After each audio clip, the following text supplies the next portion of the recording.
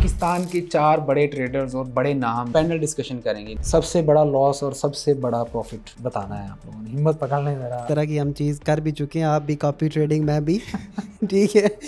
मैंने वैसे एक बात सुनी थी हाँ। कि आप लोगों ने ना कोई सेटिंग की हुई थी ब्रोकर के साथ कि लॉस करते हैं तो इतना इतना। मिनिमम कितनी इन्वेस्टमेंट होनी चाहिए ट्रेडिंग स्टार्ट करने के लिए? सबसे पहले तो अगेन मैं यही चीज़ बोलूँगा कि एजुकेशन। फ्री में अगर आप दे रहे हो तो वो भी आपको कहते हैं कि तू इतना ही कमा रहा होंदा तो फ्री च तू क्यों दे रहे हैं। लेकिन जब लाइव पे होता है ना तो बहुत सारे यही क्वेश्चंस आते हैं।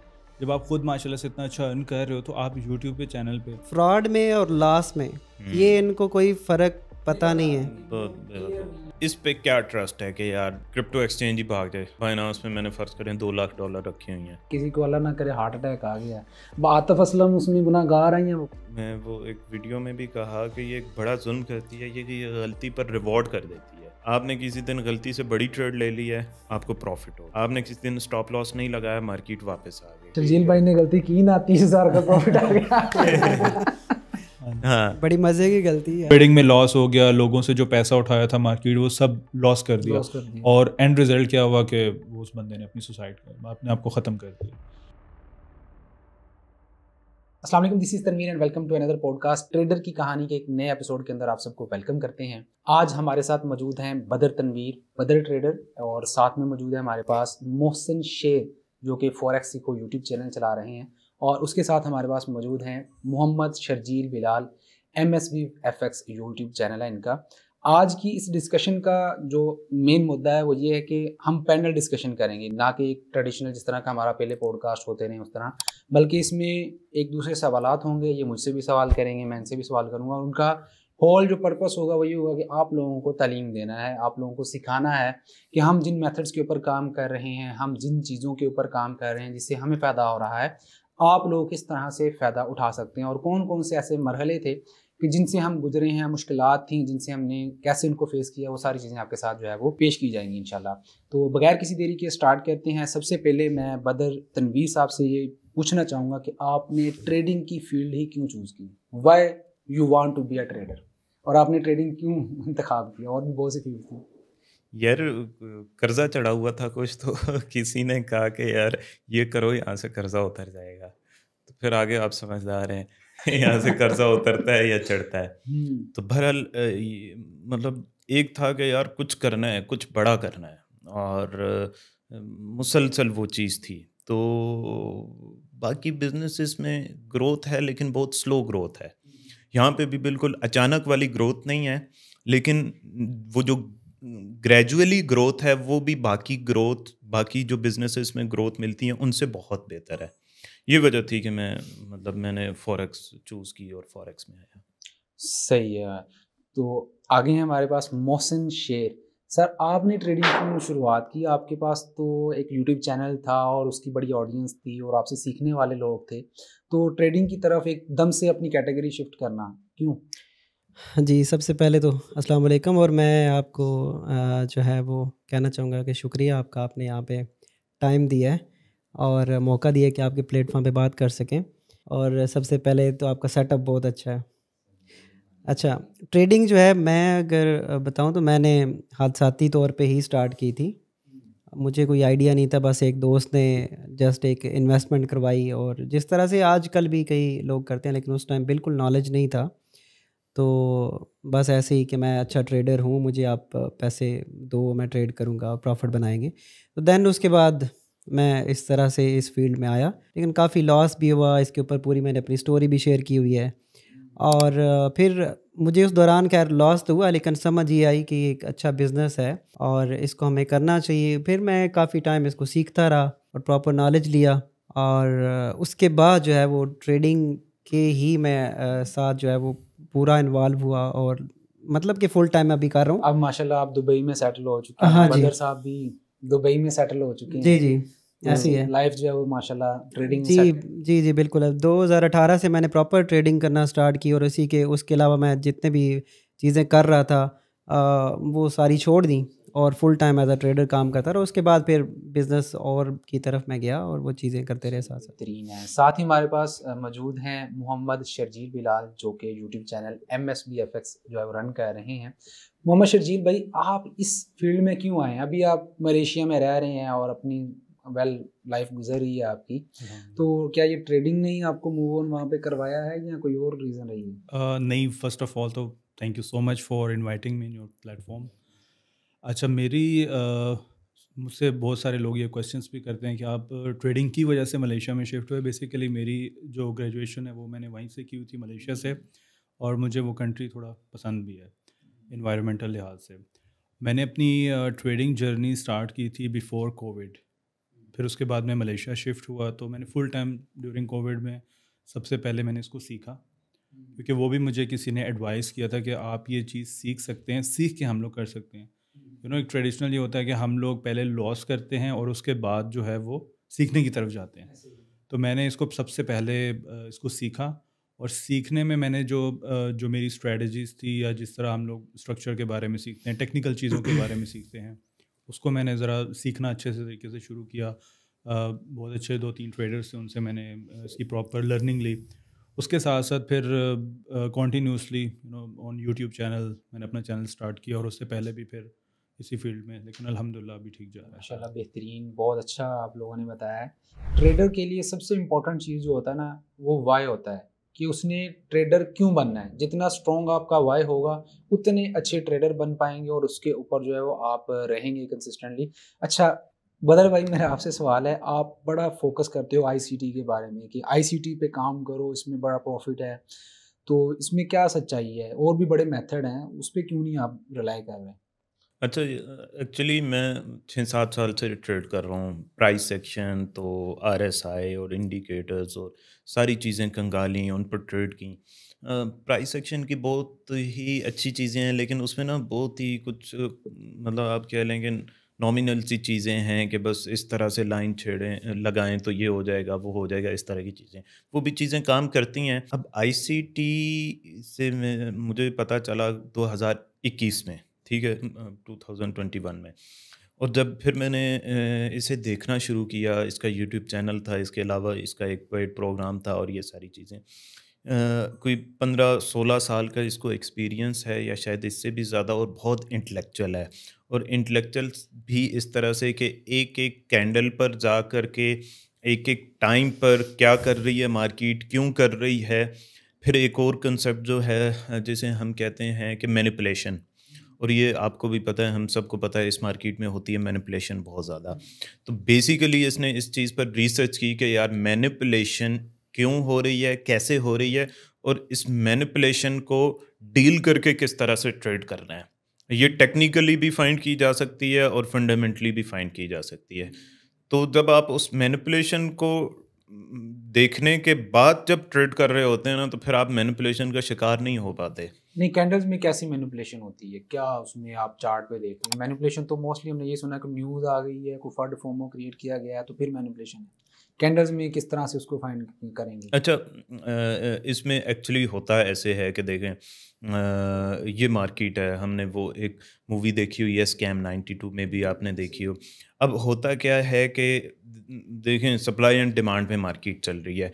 ऐसा नहीं हो सकता कि सभी बाय कर रहे हों हर वक्त या सभी सेल कर रहे हों। हमेशा मार्केट में सेलर्स भी होते हैं, बायर्स भी होते हैं, कभी कुछ ज़्यादा होता है या कभी बायर ज़्यादा होते हैं।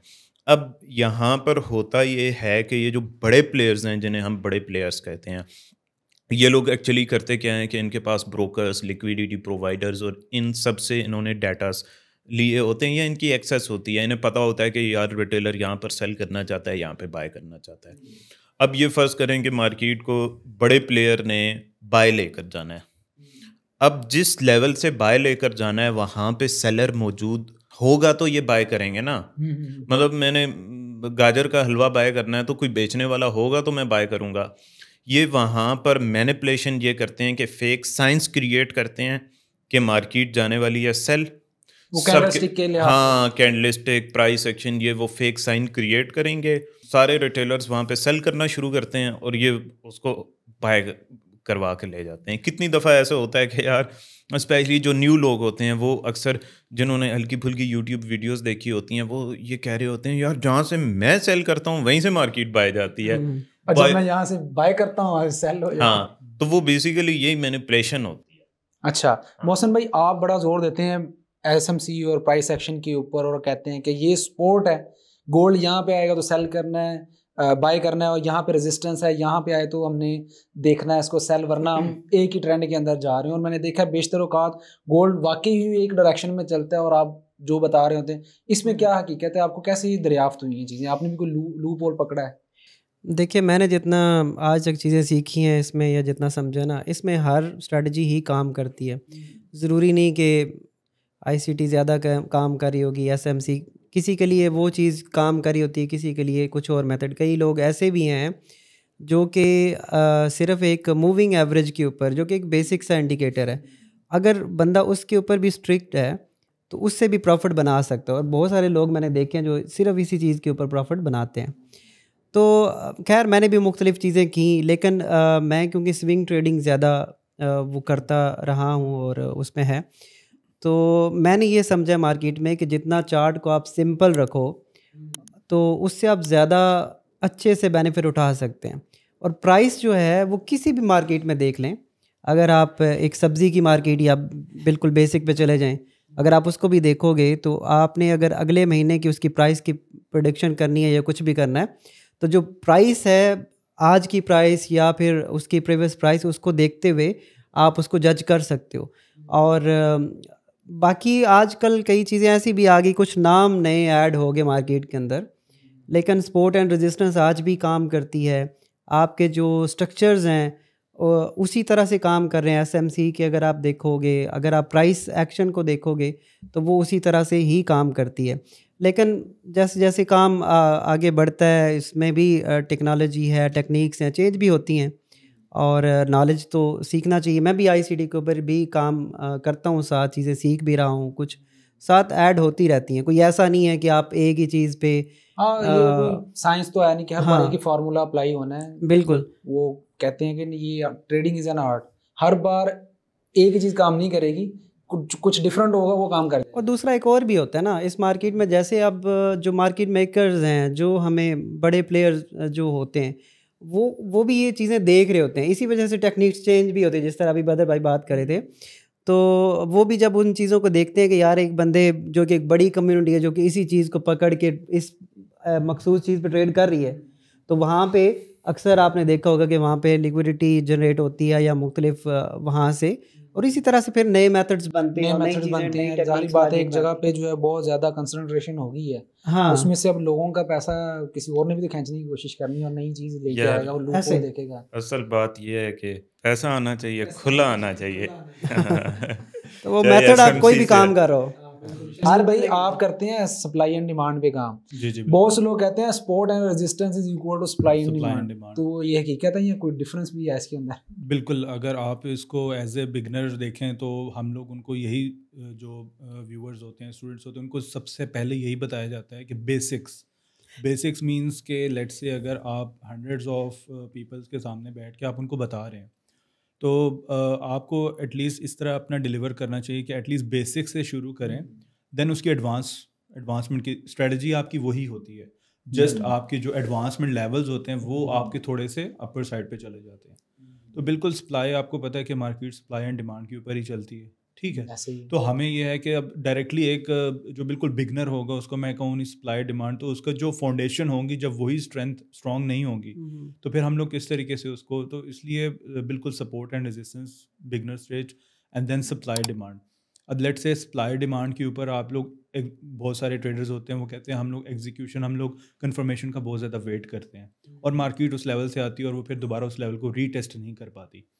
तो उसके बहुत सारे सर्कमस्टांसेस होते हैं कि किन सिचुएशंस में हमें अपने आप को मोल्ड करना पड़ता है। लेट्स से अगर ट्रेंडिंग मार्केट है तो हमें हायर टाइम फ्रेम से लोअर टाइम फ्रेम पर जाके उसको कंटिन्यूएशन ट्रेड सेटअप्स देखने होते हैं, और अगर मार्केट रेंज कर रही है उसमें हमें किस तरीके से अपने आप को पेशेंस, सब्र करना चाहिए। We need to wait for the breakouts, ठीक है। ब्रेकआउट के बाद मार्केट रीटेस्ट करेगी, हमें एग्जीक्यूशन मिल जाएगी। अभी रिसेंटली मैंने कुछ अपनी स्ट्रेटजीज़ को थोड़ा सा रिफाइन किया और उसमें कुछ नेम्स दिए, like entry modules 2 what is entry modules 2, उसकी प्रॉपरली वो चीज़ें बताना शुरू की लाइफ पे हमने। उसके बाद एंट्री मॉड्यूल्स 1 क्या होती है, what is the fractal points, and then we can adjust with the moving averages, कि उसमें कन्फर्मेशन बहुत सारे लोग होते हैं जो बिल्कुल बिगनर्स होते हैं, उनको समझ नहीं होती। तो ये कुछ ऐसी चीज़ें होती हैं, मेथड वही है, लेकिन हमने अपने आप को मार्केट के साथ मोल्ड करना है, राइट। मार्केट के सर्कमस्टांसेस जो हैं वो चेंज हो रहे हैं। समटाइम्स मार्केट हमें लेट से अगर मैं सप्लाई डिमांड पे ट्रेड करना चाहता हूँ, मुझे उस तरह ट्रेड सेटअप्स नहीं मिलेगा, but on the other end if we see other strategies जो कि वर्क कर रही होती हैं, तो एटलीस्ट आप एक ही मेथड पे काम करें, लेकिन अपने आप को सिचुएशंस के मुताबिक हमें मोल्ड करना पड़ता है। मोल्ड करना पड़ता है, बिल्कुल। तो मार्केट सिचुएशन पे भी डिपेंड करता है कि वो अब जैसे मुख्तलिफ सिचुएशन के अंदर कई दफ़ा प्राइस एक्शन या वो चीज़ें रिफाइन करने के लिए भी यूज़ की जाती हैं। बिल्कुल ऐसा ही है। मैं ये आप पूछने लगा था, वैसे कौन सा आप अपना भी तो बताएं, कौन सा मेथड आप यूज़ करते हैं? आप अच्छा, क्योंकि मैं प्रॉफिट बड़े दिखाते हैं इसलिए हो सकता है कि नहीं, अब नहीं दिखाते हैं हम प्रॉफिट। अच्छा बेसिकली मैं यूज़ करता हूँ वॉल्यूम को, अच्छा और वॉल्यूम के साथ हम VSA यूज़ करते हैं, जिसमें वॉल्यूम स्प्रेड एनालिसिस होता है।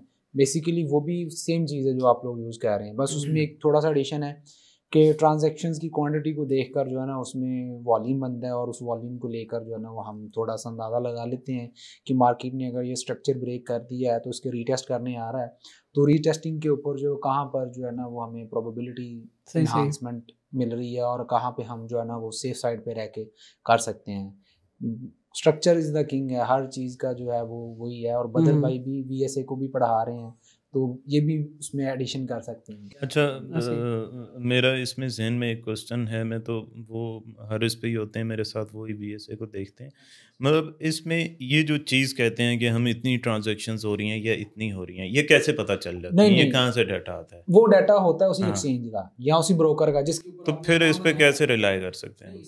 इस तरह से नहीं हम कर सकते कि कितने डॉलर्स की ट्रांजैक्शन हुई है। वो टिक वॉल्यूम होता है, यानी कि आपने मुझे 50 रुपए दिए, मैंने आपसे 50 रुपए ले लिए, ट्रांजैक्शन तो एक ही हुई है, वो एक टिक वॉल्यूम वहाँ पे जनरेट हो रहा है। हम उसको ऐसा नहीं करते कि वो एक ही वॉल्यूम की बार को देख रहे होते हैं, हम रिलेटिवली पिछली 8 से 10 बार्स को देख के फिर उसके ऊपर देख रहे होते हैं कि पिछली 8 से 10 बार्स के अंदर ट्रेडर्स का रुझान किस साइड पे है, कि ज़्यादातर ट्रेडर्स जो हैं बाय साइड पे जाना चाह रहे हैं या ज़्यादातर ट्रेडर्स जो हैं सेल साइड पे जाना चाह रहे हैं। अब तो चीज़ें काफ़ी ज़्यादा आसान हो गई हैं। पहले जब मैंने इसको लर्न करना स्टार्ट किया था, तब जो है वो ब्रोकर के ऊपर ही रख कर जो है ना वो करने का बोला जाता था, और साथ में फ्यूचर्स का चार्ट जो था वो बहुत महंगा था। निंजा ट्रेडर यूज़ करो और उसके ऊपर जाओ और वो सारी चीज़ें।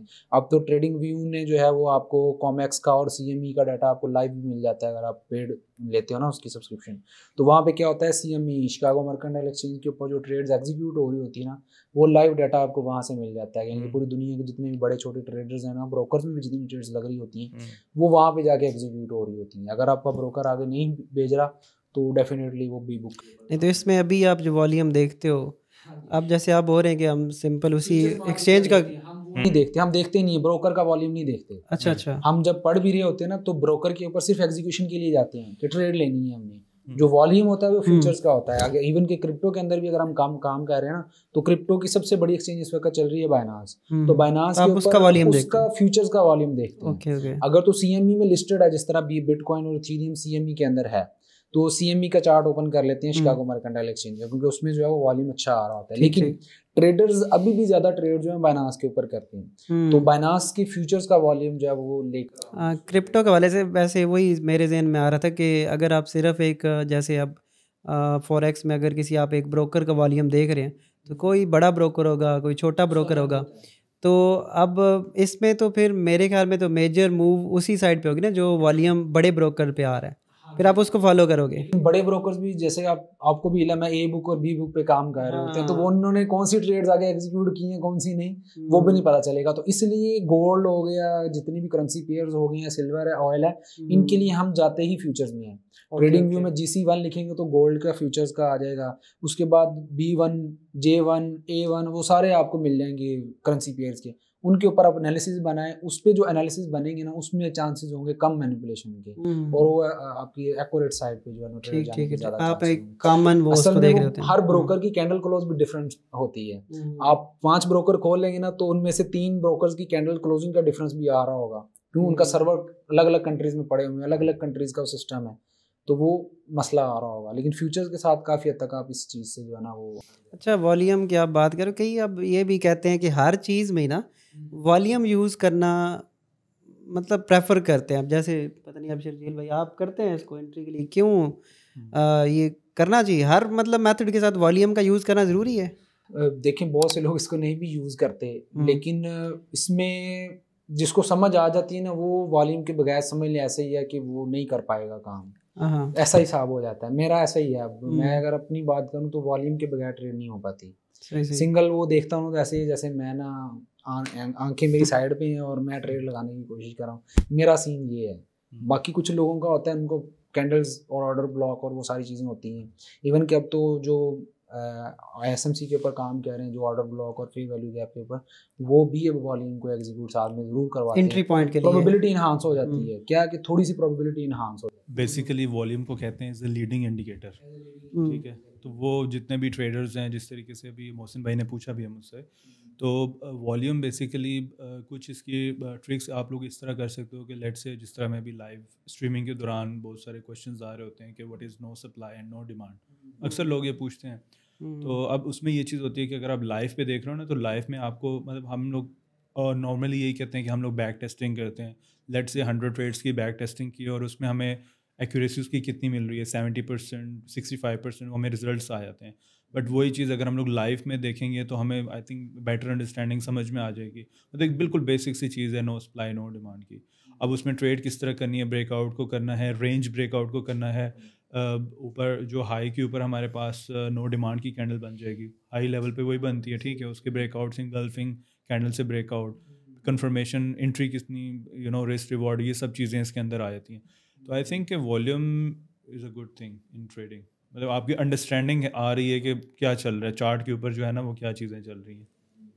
अच्छा, बहरहाल मेरे ये ख्याल है कि मार्केट स्ट्रक्चर जो है ना वो किंग है, उसके बगैर कुछ भी नहीं है। चाहे वो आप आरएसआई को ले लें, किसी इंडिकेटर को ले लें, मार्केट स्ट्रक्चर का आपको नहीं पता ना कि अभी मार्केट क्या करने जा रही है, तो आप फिर वॉल्यूम ले लें या शॉल्यूम ले लें, फिर कुछ भी नहीं होना। बिल्कुल ऐसा ही हाँ। है। वॉल्यूम स्ट्रक्चर जो है ना उसकी बहुत अहमियत है। कई लोग ना हर एक स्ट्रेटजी डेवलप कर लेते हैं, बैक टेस्टिंग बड़ी अच्छी हो जाती है, जब लाइव पे आते हैं वो फेल हो जाती है। वो क्यों? क्योंकि वो स्ट्रक्चर उस वक्त चल रहा होगा जब उन्होंने बनाया, बैक टेस्टिंग की है। अब मार्केट का स्ट्रक्चरल बिहेवियर चेंज हो चुका है, मार्केट काम कर रही है एक अलग अंदाज से, और आप उसको अगर मैनुअली नहीं देख पा रहे कि यार ब्रेक ऑफ स्ट्रक्चर्स हो रहे हैं, अपसाइड मार्केट चल रही है, और अपना हर एक ब्रेक ऑफ स्ट्रक्चर अप कर दिया और मार्केट चल ही स्ट्रॉन्ग बाय ट्रेंड में है, और आप जो है वो सेल ढूंढ रहे हो, तो डेफिनेटली आपको वॉल्यूम ने भी कहना है कि भाई आप जाओ बाड़ में, मैं नहीं काम कर रहा यहाँ पे। तो आप जैसे क्रिप्टो में ज़्यादा मतलब कि ट्रेडिंग करते हैं, तो उसको आप किस तरह से एग्जीक्यूट करते हैं? उसमें भी वॉल्यूम या कोई और क्या, किस तरह से आप, अब जैसे बिटकॉइन ही है आप उसको ट्रेड करते हैं तो कैसे करेंगे क्या? क्रिप्टो में ये एक चीज़ चल रही है अभी तक जो चल रही है, उसमें चल रही है मैनिपुलेशन, जैसे कि बदर साहब ने बताया है, उसमें मैनिपुलेशन चल रही है। और उस मैनिपुलेशन क्योंकि वो ब्लॉकचेन के ऊपर है हर चीज़, और ट्रेड जो एग्जीक्यूट हो रही हैं वो पता चल रहा होता है। तो अभी रिसेंटली मैंने एक दरियाफ्त किया था लिक्विडेशन लेवल्स, और उसकी स्ट्रेटजी भी मैंने बनाकर जो है ना यूट्यूब पे दी थी। उसमें बेसिकली पता चल जाता है कि कहाँ कहाँ पर 100x की लिक्विडेशन है, 50x की और 25x की लिक्विडेशन है। वो लिक्विडेशन मतलब कि वहाँ पे लोगों के अकाउंट ज़ीरो हो रहे हैं, या कह लें कि असल पड़े हुए हैं वहाँ पे। मार्केट में अब तक की जो मेरी रही है ना एनालिसिस, उसमें 95% तक वो वर्क करती है। मार्केट मेकर्स क्या करते हैं, वो उस एक साइड के ऊपर जो गैम्बलर्स बैठे होते हैं जिन्होंने 100x का लीवरेज ले लिया है, 50x का लीवरेज ले लिया, इवन कि 25x का ले लिया, मार्केट ने वो सारे लिक्विडेशंस उठानी है, फिर उसने अगली मूवमेंट देनी है। लेकिन वो भी तभी काम करती है जिस साइड का स्ट्रक्चरल बिहेवियर होता है, यानी कि अगर स्ट्रक्चर है अप ट्रेंड के अंदर, बुलिश स्ट्रक्चर बना हुआ है, तो मार्केट ने हर डाउन लेग के ऊपर नीचे वाली सारी लिक्विडेशंस क्लियर करनी है, फिर एक अप लेग लगानी है। अभी भी जो डंप आए हैं मार्केट ने 3 मिनट के अंदर, बिटकॉइन ने 98,000 से $90,000 लगाया था 3 मिनट के अंदर।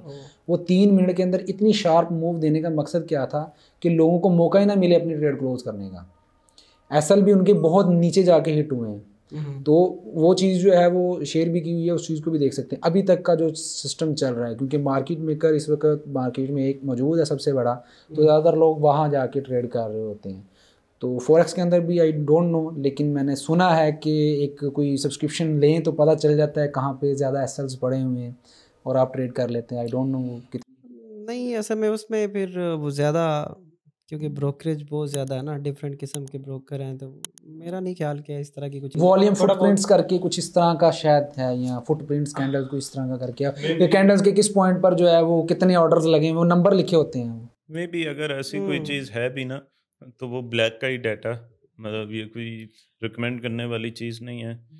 तो ट्रेडिंग व्यू पे भी वो इस तरह का कई हाँ, दफ़ा ट्रेडिंग फिगर में वो आते हैं। कैंडल्स होते हैं, जैसे हाइकनाची है उस तरह का ही वो कैंडल का ही नाम है, वो फुटप्रिंट्स कुछ इस तरह करके। हाँ ऐसे। बहरहाल वो ये करते हैं लाइव ट्रेडिंग।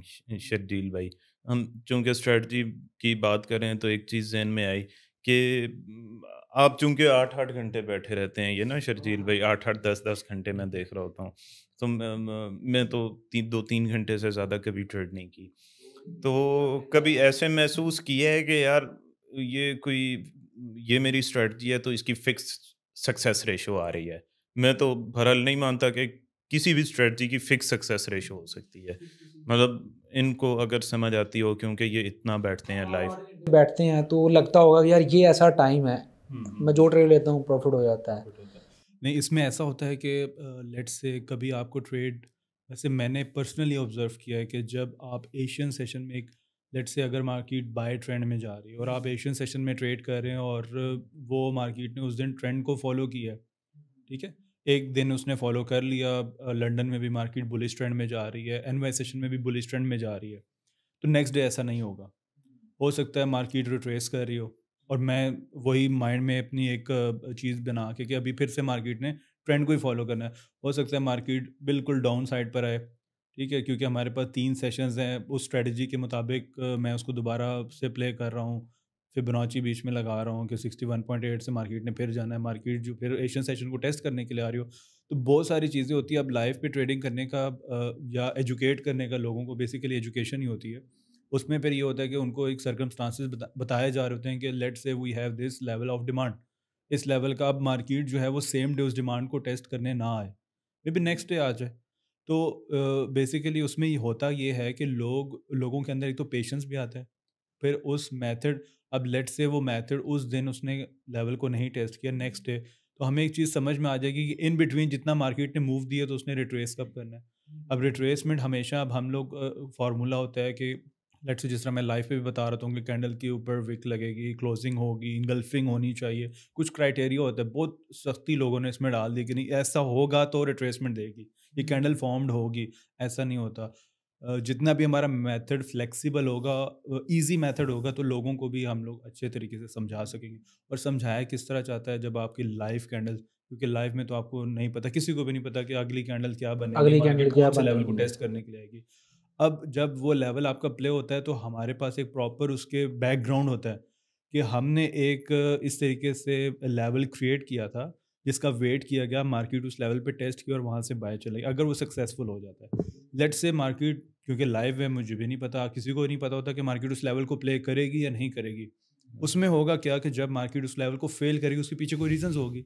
माइट भी पॉसिबल है मैं उस लेवल को 5 मिनट पे देख रहा हूँ और मार्केट किसी बड़े लेवल से 4 आवर्स 1 आवर से रिजेक्शंस लेके नीचे आ रही हो, राइट, तो उस लेवल को तो ऑब्वियसली वो फेल। अच्छा, इसमें जी जी खैर मेरे जहन में आ रहा है, ये जो आपने बात की है ना, मार्केट विद नो रीज़न भी किसी भी लेवल को वायलेट कर सकती है।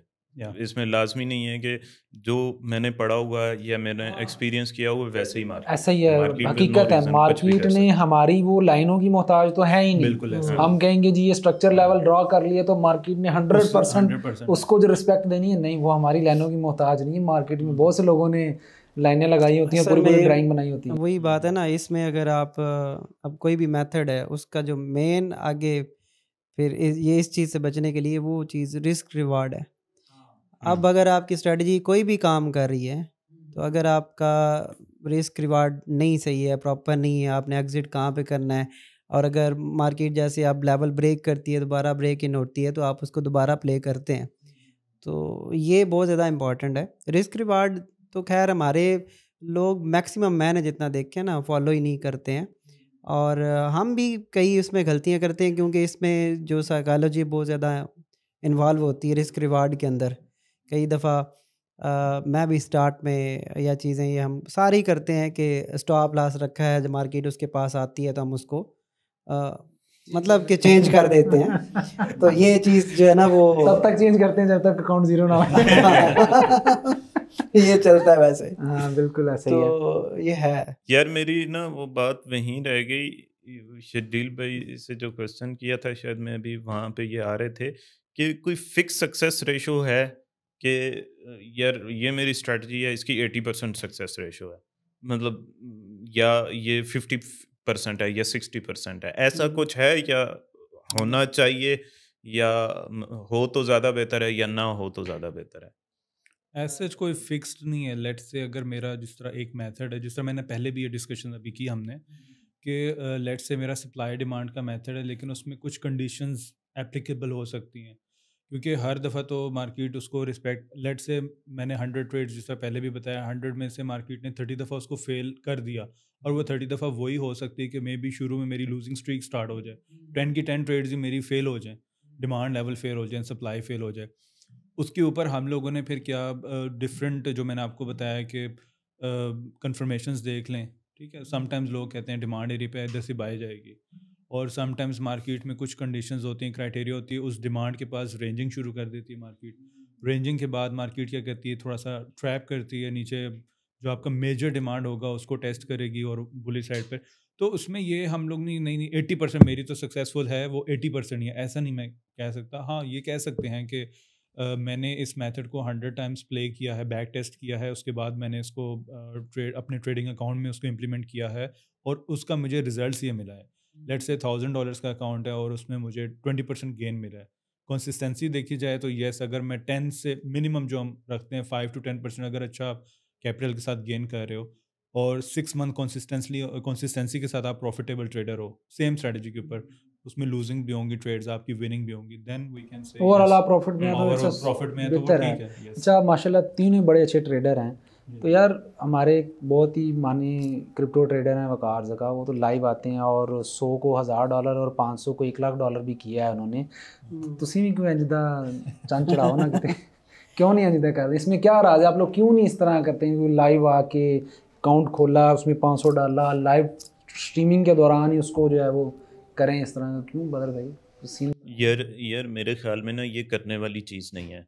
एक तो होता है इसमें जनरली यार, मेरा ये ख्याल है कि कोई वकार ना 10-12 साल से है, आपके बैग पे कोई 50-60 मिलियन डॉलर पड़ा हो ना, या इससे भी ज़्यादा, और उसमें से आप $100 पे जुआ खेलें और $100 को 10,000 हो गया तो हो गया, ख़बर पूरी दुनिया में फैल जाएगी, और उड़ गया तो कुछ $100 ही उड़े हैं, क्या है, कुछ कोई ख़बर नहीं फैलेगी।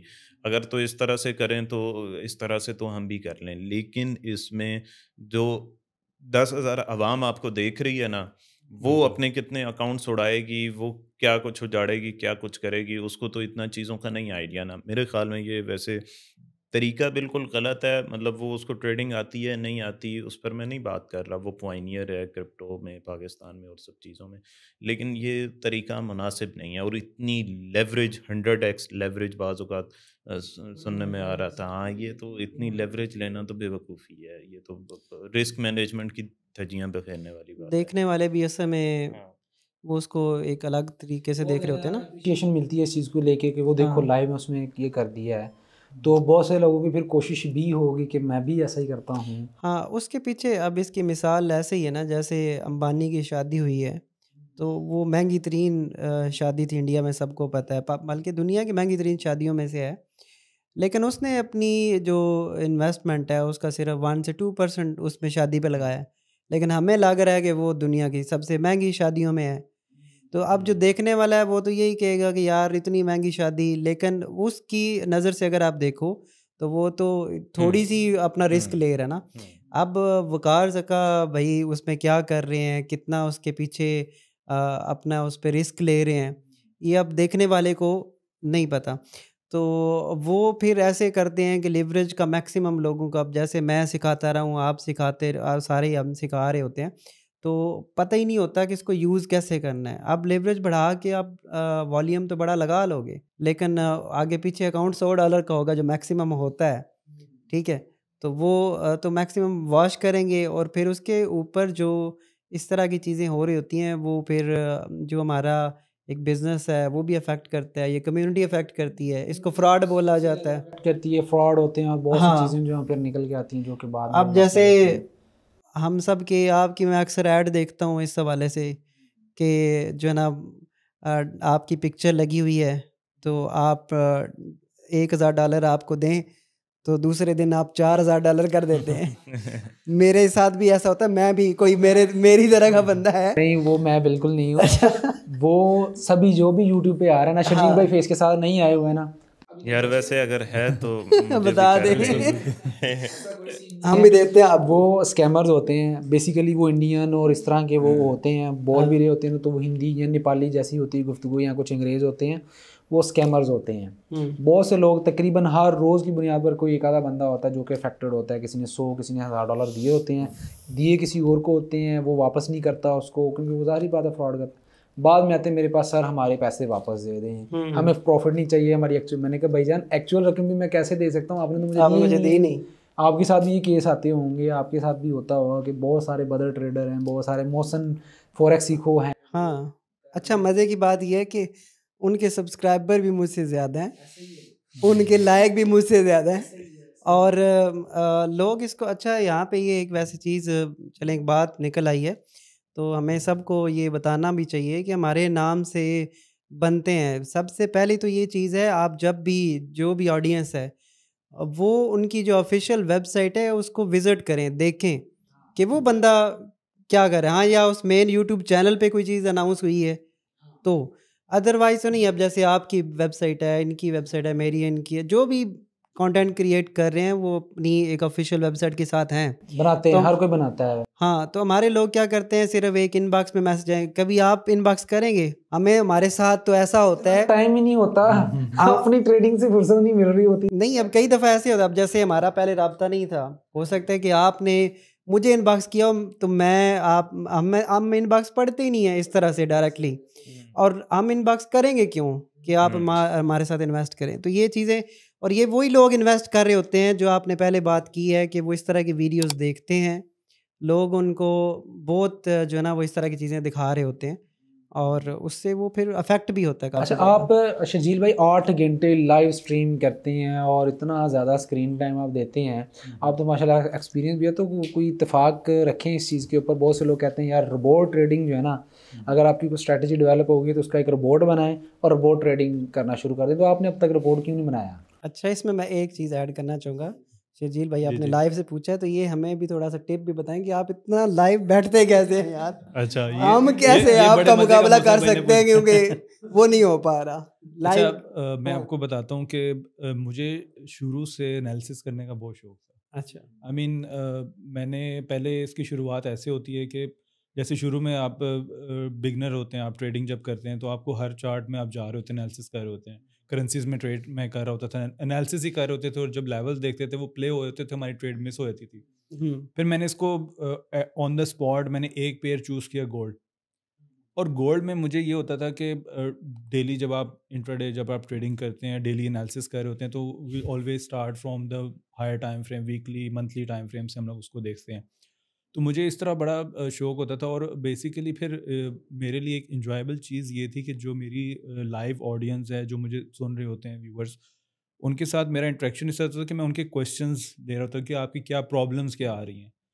तो अब लेट्स से जिस तरह भी हम लोग यहाँ पे बैठ के बात कर रहे हैं, मुझे बड़ा मज़ा भी आ रहा है। तो उसमें ये चीज़ है कि जब आप किसी भी बंदे की क्यूरीज लेंगे, क्वेश्चंस लेंगे, तो वो क्वेश्चंस में ये होगा कि आपको फिर एक चीज़ समझानी पड़ेगी प्रॉपरली। अभी तक आई थिंक यूट्यूब पे माशाल्लाह से बहुत अच्छे अच्छे चैनल हैं, मोहसिन भाई का, बदर भाई का। मैंने एक ये चीज़ देखी थी कि हमारा इस तरह का प्लेटफॉर्म होना चाहिए कि वो आपकी as a online academy type आप उसको चला रहे हैं, जिनके जो क्यूरीज हैं वो ऑन द स्पॉट हम उसको हल कर रहे हैं। कि ये अभी तक आई थिंक बहुत सारे शायद यूट्यूबर्स कर रहे होंगे जो ट्रेडिंग भी कर रहे हैं। तो बेसिकली ट्रेडिंग, मेरा मकसद ये था कि लोगों को प्रॉपर एजुकेट किया जाए। तो इस तरीके से फिर मेरा ये शौक भी डेवलप होता गया कि नहीं, और वो उसमें ये होता है कि जब आप इंटरेस्ट और एक लगन के साथ काम कर रहे होते तो आपको टाइम पता ही नहीं सर चलता। रोबोट किधर है? रोबोट बना लें आप, इतनी देर से वही चीज़ें कि यार यहाँ से बाय कर लो, या रोबोट हो वो ऑटोमेटिक सेटअप डेवलप करे, ट्रेड लगाए, लोगों को आप बेशक फीस रख के थोड़ा बहुत रोबोट सेल कर दें, लो जी ऑटोमेटिक ट्रेडिंग। फीस क्या करें यार, वो लोग कहते हैं सर आप फ्री में सिखाएं, फ्री में सर दें, आपने को 3-4 साल अल्लाह के लगाए लिए हैं, करें। अब वो इतनी मेहनत आप ऐसे तो नहीं ना देंगे, थोड़ा बहुत तो चार्ज। नहीं, लोग समझते हैं हमने एनजीओज बनाई हुई हैं सबने, तो सबको फ्री में। एनजीओज भी फ्री में नहीं काम करती, वो भी हाँ। चैरिटी लेती हैं और फिर वही लगाती हैं आगे, वो फ्री में नहीं। और अच्छा, वो फ्री में भी कौन सा खुश है यार, फ्री में भी नहीं खुश होते हैं। फ्री में अगर आप दे रहे हो तो वो भी आपको कहते हैं कि तू इतना ही कमा रहा होंदा तो फ्री च तू क्यों दे रहे हैं। बिल्कुल फ्री में कौन सा है यार। यूट्यूब पे आए क्यों? यूट्यूब पे वीडियो बनाने का टाइम कैसे है? तुम तो यूट्यूब से कमा रहे हो। हाँ, यूट्यूब पे आप कमाते हो। अच्छा, इसका एक ये चीज़ है कि जब लाइव पे हम लोग होते हैं ना, तो अक्सर क्योंकि कुछ हम लोग जब वीडियोस बनाते हैं उसके नीचे तो ऑब्वियसली इतने कमेंट्स मैं नहीं देखता, लेकिन जब लाइव पे होता है ना तो बहुत सारे यही क्वेश्चंस आते हैं। जब आप खुद माशाल्लाह से इतना अच्छा अर्न कर रहे हो तो आप यूट्यूब पे चैनल पे, अच्छा उसमें फिर बहुत सारे जो एजुकेटेड लोग हैं जो वाकई में सीखना चाहते हैं, जो वो उतने कमेंट्स भी नहीं करते वहाँ पे। बहुत रेयर उनके कमेंट्स आपको शो होंगे कि वो कुछ एनालिसिस को अप्रिशिएट कर देंगे, आप हमारे टाइम वैल्यू को, और जो एजुकेशन वहाँ पे दी जाती है। बेसिकली वहाँ पे अगर देखा जाए तो मैंने जो भी लाइव में बैठ के ट्रेडिंग और ये सारी चीज़ें, इसमें पेशेंस बहुत आता है आपके अंदर। वाई पेशेंस क्यों आते हैं? जो क्वेश्चन होता है कि जब मैं किसी से पूछता भी हूँ कि आप मुझे इस चीज़ का आंसर दो, लेट से मुझसे भी पूछते हैं, तो मेरी एक रिस्पॉन्सिबिलिटी है कि मैं उनको एक्सप्लेन करूँ why we have taken this trade. कि वाई, जब वाई का आंसर आ जाएगा तो ऑटोमेटिकली जब आप लाइव ऑडियंस के सामने बैठोगे, ठीक है, आप 4-4 घंटे 3-3 घंटे, ऑटोमेटिकली आपके अंदर एक पेशेंस डिसिप्लिन आ जाएगा। तो जब अगर मैं उस चीज़ को इम्प्लीमेंट करूँगा और ऑडियंस भी, तो उसमें से लेट से अगर आपको 1000 लोग वॉच कर रहे हैं एट द सेम टाइम, तो हो सकता है 200-300 मेंबर्स वो उस चीज़ को अडॉप्ट कर लें। तो आई थिंक इस इज़ अ प्लस पॉइंट के लोगों को इस वे में हम लोग अच्छे वे में एक एजुकेशन प्रोवाइड कर रहे हैं। तो आई थिंक ये बेस्ट। ये जो इन्होंने वाई वाली बात की ना, इससे मेरे एक जहन में चीज़ आ गई। लोग बहुत नेगेटिव कमेंट्स भी करते हैं। मैं तो टीम को कहा हुआ है कमेंट्स बाद में आने चाहिए, ब्लॉक उन्हें पहले होना चाहिए। आप क्या करते हैं? ये पता क्या है, अब तो ऐसा हो चुका है क्योंकि मुझे बहुत ज़्यादा बैड कमेंट्स आते हैं, तो अब तो ऐसा हो चुका है कि वो बैड कमेंट्स जो है ना वो अब मैं डिलीट भी नहीं करता। मैं कहता हूँ यार आने दो, करने दो, वो अपना आपको शो करवा रहे हैं, और मोस्टली वही करते हैं जिन्होंने कुछ करना नहीं होता। ये ऐसा में कई पहले शुरू में ना बुरा लगता भी है कमेंट्स का, ऐसा ऐसा बात ही हो जाता है। काम अच्छा कर रहे हो, लोग आपको कह रहे हो कि नहीं अच्छा। हाँ, वो ऐसा में मखसूस लोग हैं, वो आप जो भी कर लेना। तो चलें अब थोड़ी सी ऑडियंस की मोटिवेशन के लिए पूछना चाहूँगा, सबसे बड़ा लॉस और सबसे बड़ा प्रॉफिट बताना है आप लोगों ने, हिम्मत पकड़ लें ज़रा। आपने सिंगल ट्रेड के अंदर सबसे ज़्यादा प्रॉफिट कितना बनाया है? मैंने $11,000। और सबसे ज़्यादा लॉस कितना किया? मैंने एक ट्रेड के अंदर तकरीबन 8,500-9 हज़ार। मौसम भैया, आपने एक सिंगल ट्रेड के अंदर सबसे ज़्यादा लॉस कब कितना किया है? सिंगल ट्रेड के अंदर यार इस तरह से तो कोई एग्जैक्ट नहीं कहा जा सकता। नहीं, वो जो ऐसी बड़ी ट्रेड जिसमें बाद में हुआ हो गया। अच्छा, इसमें अब वही बात आ जाती है ना कि पीछे डिपॉजिट कितना है। नहीं, तुसी बस ये दो सिंगल ट्रेड से कितना लॉस है, हम डिपॉजिट ना दसो ना, सिर्फ लॉस दस। अच्छा, मैं आपको वैसे नॉर्मली बताऊँ ना तो 10% हमने एक सिंगल ट्रेड में प्रॉफिट बनाया। कितना था? जितनी भी यार अमाउंट होगी। नहीं स्पेसिफिकली अमाउंट बताना चाहिए। अच्छा, आप दुबई में रहते हैं तो मसला नहीं मेरे ख्याल से होगा। नहीं, मसला हो या ना हो, आई थिंक सो ये थोड़ा सा के लिए है यार, रिश्तेदार रहते हैं ना करो यार। हाँ, चलो लॉस नंबर दे विच दस दो, मैक्सिमम लॉस तो वैसे मैंने जो एक सिंगल ट्रेड में हुआ, सिंगल ट्रेड में ही समझ ले उसमें हुआ था। शुरू में मेरा एक $3,000 का अकाउंट था, और वो ही आगे मेरे पूरे क्राइसिस का भी सबब बना, और वो बढ़ता बढ़ता टोटल 50 लाख रुपीज़ का लॉस हो गया था। उसकी रीज़न यही थी कि वो अमाउंट मैं ट्रेडिंग जानता नहीं था, बस सुनी सुनाई थी, और अमाउंट किसी की थी, तो उस वजह से फिर वो आगे मैं उसको रिकवर करने के चक्करों में और फिर लोगों से ले के डिपॉजिट करता रहा। ये पुरानी बात है 2013-14 की। रिकवर करने के चक्करों में जो है वो, हाँ, हुआ तो वो $3,000 का था, लेकिन उस टाइम मेरे पास अपनी तो अमाउंट नहीं थी, वो भी किसी की थी, अब वो वापस करनी थी, फिर आगे और डिपॉज़िट करता गया ताकि वो रिकवर हो सके। फिर उसके बाद वो टोटल 50 लाख का जब हो गया, फिर 2 साल मैं बेड पे रहा। यार और इससे मुझे एक ये चीज़ चीज़ याद है। आ गई कि लोग ना बहुत इन्वेस्टमेंट्स लेते हैं, हाँ, अकाउंट मैनेजमेंट्स के लिए भी लोग ले लेते हैं इसमें, मतलब नई आप नई ट्रेडिंग सीखी होती है तो भी वो कहते हैं यार सीख तो लिया, पैसा नहीं है। फिर एक और चीज़ मैंने देखी है, जो न्यू लोग आते हैं ना, अब वो मतलब $100 1000 हो जाते हैं तुक्के में इब्तदा में, बहुत से लोगों के।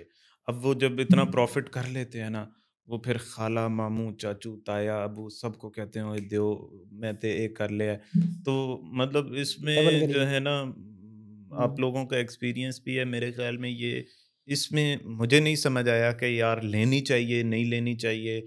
वैसे मैं देखता हूँ कि अंबानी, अडानी, एलन मस्क ये अभी भी कर्ज़ों पे बिज़नेस करते हैं, सब कुछ करते हैं। तो यहाँ पर लेनी चाहिए या नहीं लेनी चाहिए? ये और बहुत से लोग हाँ। रोशनी डालें कि लोन लेके ट्रेडिंग करनी चाहिए। बिल्कुल भी नहीं, इसमें मैं आपको बल्कि एक वाक़या भी शेयर करूँगा, और ये बिल्कुल एक रियल वाक़या है कि एक जानने वाले ही हैं, और उन्होंने क्या किया कि मेरे से उन्होंने कुछ सीखा स्ट्रक्चर वग़ैरह, और उससे अच्छा उनको प्रॉफ़िट हुआ। उनके कोई आगे से जानने वाले, उनसे उन्होंने पेमेंट्स ली, ठीक है? पेमेंट्स लेने के बाद इसी तरह जब उन्होंने उनको प्रॉफ़िट देना शुरू किया, तो जब आपको एक जगह से अच्छा प्रॉफ़िट जनरेट कर रहे हो, फिर आगे उन्होंने किसी और को बताया कि देखिए मैं इनको इतना प्रॉफ़िट दे रहा हूँ। तो इस तरह करते-करते वो एक चेन बन गई, ठीक है? और काफ़ी ह्यूज अमाउंट का उन्होंने लॉस किया था। मैं अभी डिस्क्लोज़ नहीं कर सकता number, that was a huge amount. हुँ। तो एंड रिज़ल्ट उसमें करोड़ों क्या, में थी, लाखों करोड़ों में में थी। आप ये थी। देखें कि उन्होंने इन्वेस्टमेंट जो लोगों से ली, वो करोड़ों की इन्वेस्टमेंट ले ली, और वो उनको रिटर्न भी कर रहे हैं। लेट्स से आपसे पेमेंट ली, मुझे रिटर्न कर दिया, इस तरीके से मोहसिन भाई से, बदर भाई से, सबसे वो सर्कल अपना पैसा चला रहे थे। हुँ, हुँ। और एंड रिज़ल्ट क्या हुआ कि एंड में बिल्कुल उनके पास इन्वेस्टमेंट ज़ीरो, मतलब कोई उनके पास कोई हल नहीं बचा। ट्रेडिंग में लॉस हो गया, ट्रेडिंग में लॉस हो गया, लोगों से जो पैसा उठाया था मार्केट, वो सब लॉस कर दिया। लॉस कर दिया। और एंड रिज़ल्ट क्या हुआ कि वो उस बंदे ने अपनी सुसाइड कर, अपने आप को ख़त्म कर दिया। तो मतलब यहाँ तक एक्सट्रीम, तो इसीलिए वही चीज़ कहते हैं कि अगर आपके पास, लेट्स से आपने इन्वेस्ट भी करना है शुरू में, बिल्कुल लाइक एक बिगनर ट्रेडर के लिए मैं बताना चाह रहा हूँ कि अगर आपने शुरू में लेट्स से इन्वेस्ट करना है, आपके पास $1000 है, तो आप टेस्टिंग के लिए 100 से बेशक शुरू कर लो, ठीक है? उसको 3 महीने चला के देखो कि 10% गेन कर रहे हो, 5% कर रहे हो, आपकी जो स्ट्रेटजी उसमें कितना पोटेंशियल, कितना गेन आप कर सकते हो। ऐसा नहीं है कि 10,000 पड़ा हुआ है, 10 के 10 आप डाल दो, और अगर तो वो हो गया डबल, तो वो तो डबल हो गया, वो तो जुआ हो गया, एक दफ़ा आपने लगा दिया। बात का आप बात की मुसीबत से बेहतर ये है कि स्टेप बाय स्टेप हमें चलना चाहिए। मेरा इसमें ये चीज़ है कि, और अपनी अमाउंट होगे तो आपको मेंटली तौर पे जो है ना, साइकोलॉजिकली आप बिल्कुल सुकून में रहेंगे। ऐसा नहीं होगा कि आपने कल को किसी को पैसा देना है, एक बंदे को, दूसरे को, तीसरे को, जितना आप लोगों से पैसा लेते जाओगे, उतना स्ट्रेस लेवल भी बढ़ेगा, और जब स्ट्रेस लेवल बढ़ेगा तो वो ट्रेडिंग में आपको हमेशा इवेंचुअली एंड रिजल्ट उसका लॉस ही होगा। ऐसा ही है, ज़ाहिर बात है जब नई प्रॉपर लर्निंग होगी। आशीष भाई आपका मैक्सिमम लॉस एक ट्रेड में कितना हुआ है? मेरा हुआ था प्रॉपर, मैं अकाउंट क्योंकि इस्तेमाल करता हूँ बहुत ज़्यादा, तो उसमें आपको पता है कि उनकी लिमिट्स होती है, सर्टेन लिमिट्स होती है, तो वो मैंने उसको ब्रीच कर दिया था, 5% से मैंने उसको ब्रीच कर दिया था। उसमें भी ये इस वजह से हुआ था मेरा, क्योंकि मैं कुछ स्ट्रेटजीज हमेशा टेस्ट करता रहता हूँ। अब मेरा लॉस जो है वो मैंने आपको बताया कि 5%, 100K के ऊपर मैंने उसको 5000 को लॉस कर दिया, वो मतलब अकाउंट ही ब्रीच हो गया। और उसके बाद जो मेरा मैक्सिमम विनिंग हुई है वो आई थिंक 30,000 थी, वो भी कोई स्ट्रेटजी में इस्तेमाल यूज़ कर रहा था, एंड वो 30,000 हुआ इस तरीके से कि मैं ट्रेड लगा के खाना खाने चला गया, और वापस, और मैं टीपी लगाना भूल गया, और वो टिप मतलब वो लगाना हो भूल गया, गया और वो 30,000 मिल गया मुझे। और वो बहरहाल मैंने लाइव अपनी एक वीडियो मैंने शेयर भी की थी, उसमें भी मैंने बताया कि ये ट्रेडिंग जो है बेसिकली मैंने किस बेस के ऊपर, वो बेसिकली रिकॉर्डिंग में कर रहा था वीडियो की, और वो लकीली मतलब वो इस तरह का बड़ा ज़बरदस्त वो था, वो अक्सर औकात गलती से होते गलती हैं, से हम जाता है बड़ा कि लॉस बुक करते हैं लेकिन ऐसा बड़ा ही है। प्रॉफिट देखते भी नहीं है और पहले ही टीपी लगे होते हैं और मार्केट जो है वो कर जाती है उस चीज़। यार एक चीज़ बताना ज़रूरी है कि देखें, ये जो इन्वेस्टमेंट लेते हैं ना, होता क्या है कि देते वक्त ना सब यही कह रहे होते हैं, "ओ, दोस्त हाँ भाई हाँ ये हैं वो हैं।"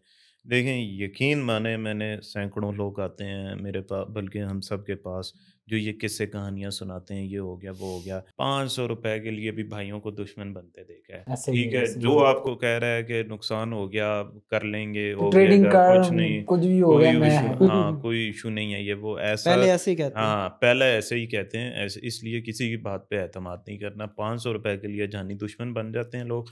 कोशिश ये करें कि अपनी इन्वेस्टमेंट हो, और अगर आप किसी की ले भी रहे हैं तो 0% लाइबिलिटी स्टाम्प 1 लगवा लो रुपए की, भाई। हाँ स्टाम्प लिखवाओ या लिखवाओ कहीं के यार डूब गए तो पहले मैं दसो ही बता भाईजान नहीं। डुब गए नहीं तोड़े दे हाँ, देते, तुम डुब गए नहीं और और यहाँ बचना। डूब जाते हैं ना यार, यहाँ डूब जाते हैं ना, ये सबको पता है, हमें तो पता है, यहाँ तो मिनट लगता है डूबते हुए। बिल्कुल है। असल में इसमें सिर्फ ये नहीं है कि इन्वेस्टमेंट आप ले रहे हो, मैं तो जितना इस चीज़ से सीखा है, क्योंकि मार्केट 7 ट्रिलियन का वॉल्यूम है। अब फॉरेक्स की बात करें रोज़ का, ठीक है, इतना बड़ा वॉल्यूम आप मतलब इमेजिन करें कि कितना बड़ा वॉल्यूम बहुत है। बार तो अब उसमें ये है कि अगर हम अपनी भी उस अमाउंट पे ट्रेड कर रहे होंगे ना, जो जिसका हमने मंथ एंड पे बिल देना है उसी अमाउंट से, या हमने कुछ फ़ीस देनी है बच्चों की, तो वो भी अमाउंट लॉस में जाएगी। मैं तो कर्ज़ा लेने की बजाय ये भी रिकमेंड करूँगा कि अगर आपके पास ऐसी अमाउंट पे आप ट्रेड कर रहे हो जिसको बिल्कुल आप हैंड टू माउथ हो उसी अमाउंट के ऊपर, तो आप उस पे ट्रेड नहीं करना करें, और वो उससे भी आपकी वो सारी जो है ना वो मेथड ख़राब हो गया, चाहे आप कोई भी मेथड यूज़ कर रहे हैं। अच्छा, आप तीनों ट्रेडर हैं, नया चारों। कोई? चारों, मैं भी ट्रेडर हूँ, लेकिन मैं सवाल आपसे कर रहा हूँ, आप ट्रेडर हैं, कोई नया बंदा ट्रेडिंग करने आता है ना, तो आप उसको गैम्बलर क्यों कहते हैं, या गैम्बलर की डेफिनेशन क्या है, ये तो बताएं मुझे। गैम्बलिंग, जी शर्जील भाई आप चलें बताएं। नहीं, गैम्बलर हम लोग उनको इस तरह नहीं कह सकते। बेसिकली होता क्या है कि कोई XYZ हम लोग बैठ के डिस्कशंस कर रहे हो, और एक बंदा जो अननोन हो, जिसको पता ही ना हो ट्रेडिंग का, और हम लोग उनके सामने जिस तरह अपने प्रॉफिट्स के बारे में बात कर रहे होते हैं, $2000 प्रॉफिट बना लिए एक ट्रेड के अंदर, उसके माइंड में ये चीज़ आई थी कि पता नहीं, अब उन बेसिकली लैक ऑफ एजुकेशन आप बोल सकते हैं। अब लैक ऑफ एजुकेशन इस तरीके से कि लेट से अगर मैंने $100, जिस तरह अभी हम लोग कह रहे थे कि $100 डिपॉजिट करें 1000, माइंड में सबके यही है, हमारे माइंड में सब भी यही माइंड में होता है कि हमने शायद $100 डिपॉजिट करना है, और उसको तो वही बात होती है कि अक्सर आपने कहावत भी सुनी है कि जुआ किसी का ना हुआ, ठीक है।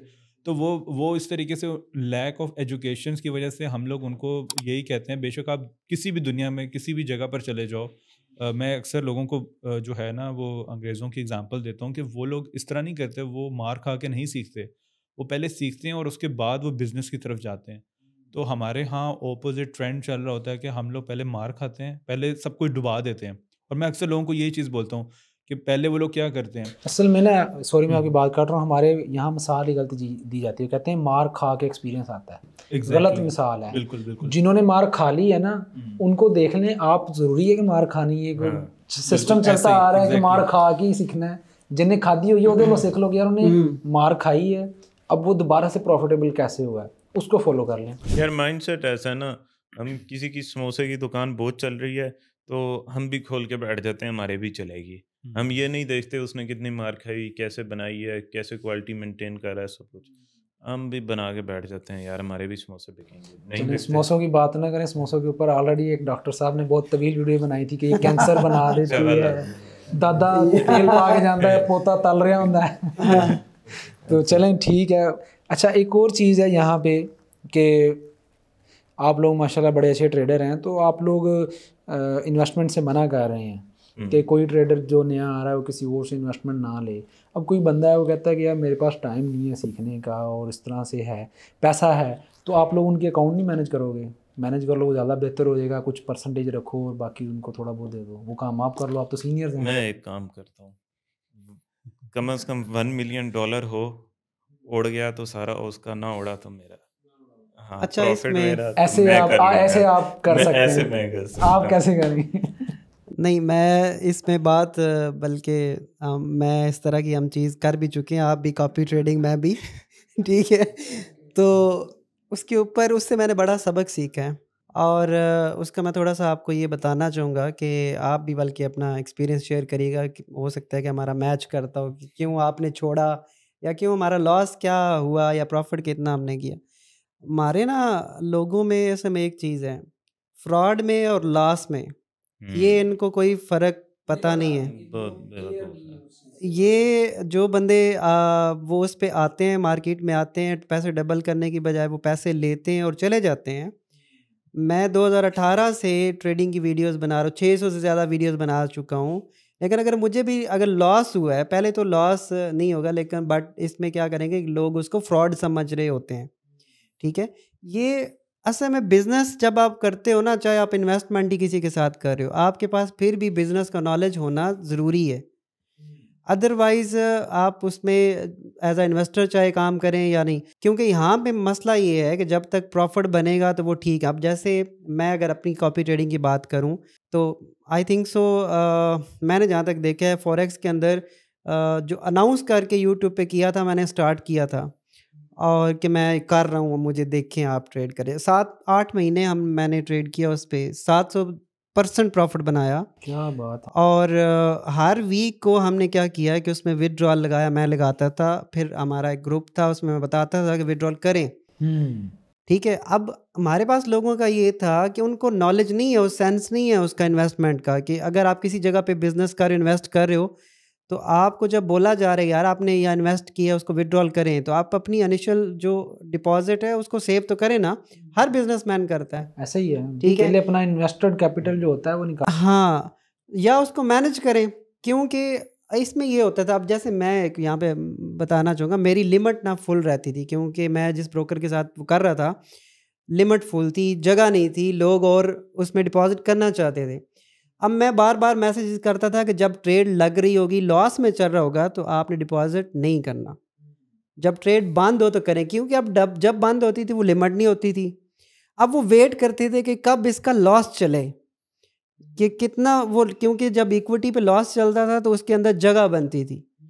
तो लोग क्या करते हैं कि उसको देखते हुए, मतलब उनको बार बार मना करने के बावजूद भी वो उस टाइम डिपॉजिट कर रहे हैं जब उसमें लॉस चल रहा है।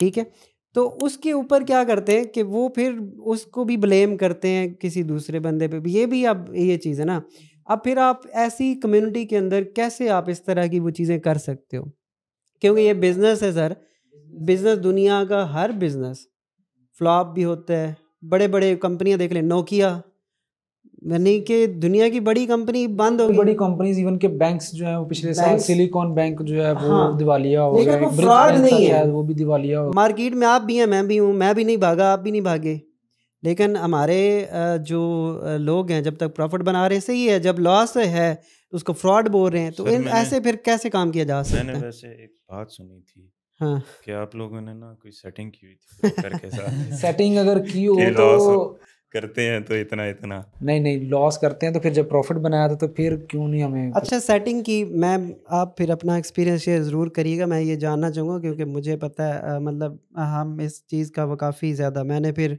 किया कि यार चले ठीक है, हम जो लोगों की हेल्प कर रहे हैं नहीं करनी चाहिए, हम ठीक है अपने अकाउंट पे करते हैं।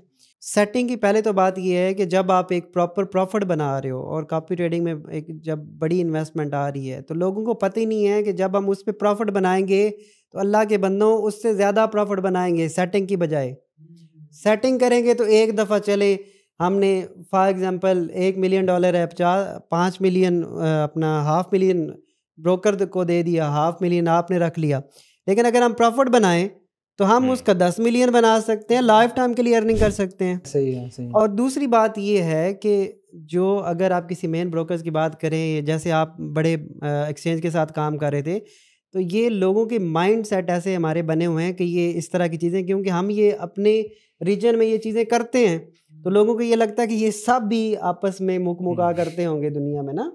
तो ऐसा नहीं होता, जितनी अमाउंट ये यहाँ पे होती है ये ब्रोकर्स के लिए कुछ भी नहीं है, ये तो उनका 1 घंटे का खर्चा नहीं है ना, इससे ज़्यादा वो पैसे बना लेते हैं। हाँ। अगर आप वॉल्यूम जाके चेक करें ना, तो वॉल्यूम का अगर वो 0.0% भी वो करें ना काउंट, तो बिलियन का 0.01% निकालें, $1 बिलियन का अगर ट्रेडिंग वॉल्यूम निकल आया है उसका एक दिन का, तो $1 बिलियन का 0.1% कितनी अमाउंट बन जाती है। ठीक, ऐसे ही आपका क्या वैसे इसमें? देखिए मैंने कॉपी ट्रेडिंग के अंदर जब स्टार्ट किया था, मैंने भी अनाउंसमेंट की थी कि मैं स्टार्ट कर रहा हूँ, और जिस तरह आपने कहा ना, तो वहाँ पे एंड जो थी ना ब्रेक, वो 1200 कॉपियर्स की थी। वो हर टाइम फुल रहती थी, और मैंने दूसरा अकाउंट भी शुरू किया, फिर 2 अकाउंट बनाए और वो भी फुल रहते थे। तो हमने जो स्टार्ट किया था वो 20,000 से किया था। पहले मैंने 1000 लगाया था, फिर क्योंकि जैसे लोग बढ़ रहे थे तो बाइनांस वाले ने बोला कि आपकी इक्विटी कम है, लोगों की इन्वेस्टमेंट ज़्यादा है, तो आप इसको बढ़ाएं ताकि आपके अंदर भी फीलिंग सेम रहे, यानी कि आपका भी ज़्यादा होगा कैपिटल तो आप सीरियस रहेंगे। वरना मैं 100 ट्रेड का अकाउंट खोलूं और लोग उसमें 1 मिलियन लगा के मुझे कॉपी कर रहे हो, मेरे 100 जाएंगे, उनका 1 मिलियन चला जाएगा ना। तो उनकी पीछे साइकोलॉजी ये थी कि आप अपना भी कैपिटल ज़्यादा लेके आएँ। मैंने 10,000 किया, फिर जब वो 12,000 हुए तो 12,100 हुए लोग, तो फिर मैंने 20,000 कर दिया था। 20,000 को ग्रेजुअली हमने इंक्रीज़ किया, और जब जब हमने प्रॉफिट बनाया उसको फिर यूट्यूब वीकली आके मैं बताता था कि क्या प्रोग्रेस रही है। और वहाँ पे एक चैट बॉक्स भी उन्होंने फिर अनाउंस किया था, तो कि जी चैट बॉक्स है वहाँ पे, अब चैट वहाँ पे हम लोगों को फिर बताते थे कि यार ये वीक क्लोज हो चुका है, ट्रेड्स भी क्लोज हैं, तो आप अपना विड्रॉल जो है ना वो लगा दें। उस 20,000 को मैं $97,000 तक लेके गया हूँ।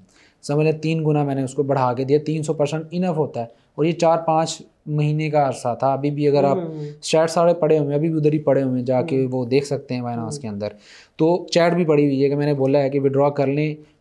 हमने जो है वो $80,000 का फिगर जो है ना अचीव कर लिया, और मैंने 1 लाख पे जाके क्लोज कर देनी है कॉपी ट्रेडिंग, कि जो उखाड़ना था उखाड़ लिया। बहुत से लोग कहते थे कॉपी ट्रेडिंग शुरू करें, क्योंकि ज़िद में आके एक मिसाल से मैंने शुरू किया था, क्योंकि बिटगेट ने पहले ये किया था शुरू, बाद में फिर बाइनांस ने इसको किया था, और बाइनांस ने काफ़ी हद तक बेहतर सिस्टम बना के दिया था।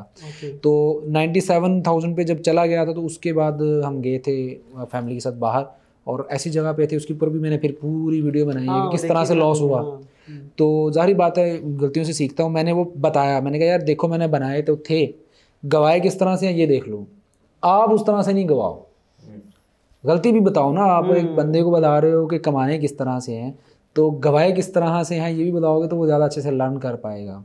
तो जब कमाए थे तो तब विड्रॉ कर लेते, इनिशियल अमाउंट निकाल लेते, वो सारी चीज़ कर लेते। अब ये तो अल्लाह ने भी दिमाग दिया, मैंने भी उनको कह रहा हूँ कि निकाल लो निकाल लो। अब जो कहते हैं लालच में आते हैं, वो कहते हैं नहीं $990 होएगा, 1,000 होएगा तो मैं करना है, वो $10 के चक्कर च पूरा अकाउंट फिर जीरो हो जाता है। इस तरह के केस बहुत ज़्यादा होते हैं, हमारे साथ भी हुए होंगे। मेरे साथ भी एक बार हुआ था कि मैंने भी वो $50 का डिफरेंस रहता था राउंड फिगर होने में। अच्छा। उससे बैकअप आ गया था अकाउंट मेरा। अभी जैसे मैं बता रहा हूँ कि 1 लाख करने के चक्कर में 97,000 तो अच्छा, इसमें वही बात है ना, अब जैसे ट्रेडिंग, कॉपी ट्रेडिंग के अंदर भी या वैसे भी हमने ये चीज़ें सीखी हैं कि जब आप ओवर कॉन्फिडेंस भी इसमें मार ये होता है। मैंने भी ये किया है। 700% मैंने जब प्रॉफिट बनाया ना, अब जो मुझे याद है अभी भी अप्रैल में मैंने मैक्सिमम प्रॉफिट बनाया था, अब वो मेरे दिमाग में बैठ गया था। हालांकि अगले 4 दिन में मैंने उतना फिर बना लिया, बट मैं उससे ज़्यादा बनाना चाह रहा था। और खैर गलतियां वो इसी तरह से होती हैं, बिजनेस का हिस्सा है, कोई भी बिजनेस करो आप। और ये चीज़ें ऐसी हैं जो कि सीखनी चाहिए, दूसरों को बतानी चाहिए, वो भी इनसे सीखें और इनके ऊपर फिर काम करें, और ये गलती वो ना करें, और स्टेप्स भी लेने चाहिए। यार ये जो मिथ है कि गलती तो होती है, लेकिन मुझे ये लगता है कि ये मार्केट ना छोटी गलती पे भी उतनी जोर की चपेट मारती है और बड़ी पे भी उतनी जोर का मारती है। ऐसा ही है। तो फिर करे तो करे क्या, मतलब गलती तो होनी है। मतलब भाई गलती हर बिजनेस में होती है ना, उसका वो इफेक्ट आता निकाला है। सॉरी मौसम भाई, मैंने जो इसका फार्मूला निकाला है ना वो ये है कि एवरी वीक या एवरी मंथ एक अपना सिस्टम बनाओ कि मैंने हर मंथ के क्लोज पे जो प्रॉफिट हुआ है ना, प्रॉफिट में से मैंने कम से कम बहुत हाथ टाइट करके भी ना जो प्रॉफिट कमाया ना वो 50% निकालना है। निकाल के डॉलर्स में नहीं रखना, उधर नहीं रखना, उसको किसी और जगह पे रखना है कि जहाँ से मैं उसको कहीं और शिफ्ट भी करूँ ना तो कम से कम को 15-20 मिनट या घंटा लग जाए, थोड़ी सी खपत हो। उसमें क्या होगा कि अगर आपकी ट्रेड कोई फंसी है या कोई मसला हो रहा है ना, तो उसको बचाने के चक्कर में वो कैपिटल नहीं घुसाओगे उसमें सारा कुछ नहीं जाएगा आपका। अगर जा भी रहा होगा तो वो कहूँ मैंने जो फार्मूला अब तक निकाला है कि विड्रॉ ज़रूर लो अपना। वो नंबर बढ़ रहे हैं वो फील नहीं होता। विड्रॉ करके अच्छे कपड़े लो, ड्रेसिंग लो, कैमरे शैमरे अपनी चीज़ें वो सराउंडिंग की लो, गाड़ी शाड़ी लो, फैमिली को एंजॉय करवाओ, वो महसूस करो पैसा कमाया दुबई, अभी भी दुबई, कम टू दुबई, वो सीन करो। आपको इधर उधर का कोई कंट्री का विजिट करके आओ ताकि महसूस हो। जब महसूस होगा तो आप अगली बार भी कोशिश करेंगे कि यार मैंने ये ऐसी एक गलती वाली चीज़ रह गई है कि यार ये मार्केट जो है ना, ये मैं वो एक वीडियो में भी कहा कि ये एक बड़ा जुल्म करती है ये कि ये गलती पर रिवॉर्ड कर देती है। आपने किसी दिन गलती से बड़ी ट्रेड ले ली है, आपको प्रॉफिट हो गया। आपने किसी दिन स्टॉप लॉस नहीं लगाया, मार्केट वापस आ गई। शर्जील भाई ने गलती की ना, 30,000 का प्रॉफिट आ गया। हाँ बड़ी मज़े की गलती है यार। हाँ, तो हम असल में उसको पीछे से सोच रहे होते हैं ये बिल्कुल गलत कर रहे होते हैं। अब तो ज़ाहिर है ऐसा नहीं है कि इब्तिदा में सोच रहे होते थे यार आखिरी दफ़ा मार्केट में मैंने स्टॉप लॉस नहीं लगाया था और वो वापस आ गई थी, शायद इस दफ़ा भी ऐसा ही होगा। हम उसको इस तरह से सोच रहे होते हैं। पिछली बार बहुत से लोग ये कहते हैं कि स्टॉप लॉस लगाते हैं, मार्केट सिर्फ स्टॉप लॉस करती है और वापस चली जाती है। स्टॉप लॉस नहीं लगाना चाहिए। नहीं लगाना चाहिए। स्टॉप लॉस वो फिर ज़ाहिर कैलकुलेशन भी है ना सारी उसमें। जी। अच्छा शर्जील भाई, मिनिमम कितनी इन्वेस्टमेंट होनी चाहिए ट्रेडिंग स्टार्ट करने के लिए? सबसे पहले तो अगेन मैं यही चीज़ बोलूँगा कि एजुकेशन, ठीक है। इन्वेस्टमेंट, लेट से एक बंदा है जिसके पास $100 है, क्योंकि बहुत सारे हमारे रीजन में जो लोग हैं वो कम इन्वेस्टमेंट से आते हैं हमेशा, ठीक है। वो बेसिकली मैं उनको ये चीज़ एडवाइस करता हूँ कि आप पहले सीख लें एक चीज़। आपने एक प्रोसेस, अब देखें हम लोग मोहसिन भाई, बदर भाई, मैं, आप माशाल्लाह से हम लोग एक प्रोसेस से गुजरे हुए हैं, एक ग्राइंडिंग प्रोसेस से गुजरे हुए हैं। अब उसमें ऐसा नहीं था कि मैंने $100 या आपने $100 से, ऑब्वियसली शुरू में कुछ लॉसेस होते हैं, एक स्ट्रेटजी बनानी कई पड़ती है, अकाउंट मैंने उड़ाए हैं, लोग ज़ीरो हैं, किए हैं, बिल्कुल ऐसा ऐसा कोई ही है। तो अब लोग ये जब क्वेश्चंस पूछते हैं ना कि हम लोग $100 से कितना प्रॉफिट बनाएंगे, अब लेट्स से, अब मैं जिस तरह अभी बताता हूँ कि 5 to 10% अब $100 में आप मंथली $5 $10 तो इट्स नथिंग, राइट। तो उसमें ये चीज़ है कि आप पहले सीखें, इतनी अमाउंट इन्वेस्ट करें कि सबसे पहले आपको बेसिक नीड्स जो आपकी किचन मनी होती है आप उसको ईजिली रन कर सकें। ऐसा ना हो कि आप $100 आपके, क्योंकि जब द मोमेंट आप $100 डालेंगे तो आपके माइंड में वो सब चीज़ें घूम रही होंगी कि मैंने किचन मनी भी चलानी है, लेट से मैंने रेंट भी पे करना है, मैंने सब चीज़ें, तो उसमें क्या होगा कि उस स्ट्रेस की वजह से वो $100 और कई $100 लोग गंवा देते हैं इस मार्केट में, ये चीज़ समझने में भी। अब बहुत सारे लोगों शुरू में क्या करते हैं कि जब ये सारा लॉस कर देते हैं उसके बाद सीखते हैं, और जब अच्छे से सीख लेते हैं उनको समझ आ जाती है, उस टाइम उनके पास कैपिटल नहीं होता, ठीक, क्योंकि वो ऑलरेडी इतनी ज़्यादा लूजिंग कर चुके होते हैं अच्छा, कि ये आखिर में कोई ट्रेडिंग आप बच कह नहीं रहे हैं कि किचन मनी चलनी चाहिए, तो आप क्या, Yes. फिर आपका ये कहना है कि ट्रेडिंग करो और जॉब वगैरह छोड़ के फिर इस तरफ आओ? नहीं, आप जॉब करें, जो भी जॉब कर रहे हैं, आप अपनी जॉब करें, सेकंड टाइम आप इसको सीख रहे हैं, उन्हीं चीज़ों को आप इम्प्लीमेंट करें। 2 आवर्स का टाइम ले लें, 3 आवर्स का अपनी स्ट्रेटजी को बैक टेस्ट करने में एज़ ए पार्ट टाइम शुरू करें। लेट्स से आप कंसिस्टेंटली 6 मंथ आपका इतना कैपिटल जमा हो गया है कि नेक्स्ट 6 मंथ्स आप जॉब ना भी करें तो आप सर्वाइव कर सकते हैं, ठीक है? Apart from trading, just trading पे इन्हिसार नहीं होना चाहिए।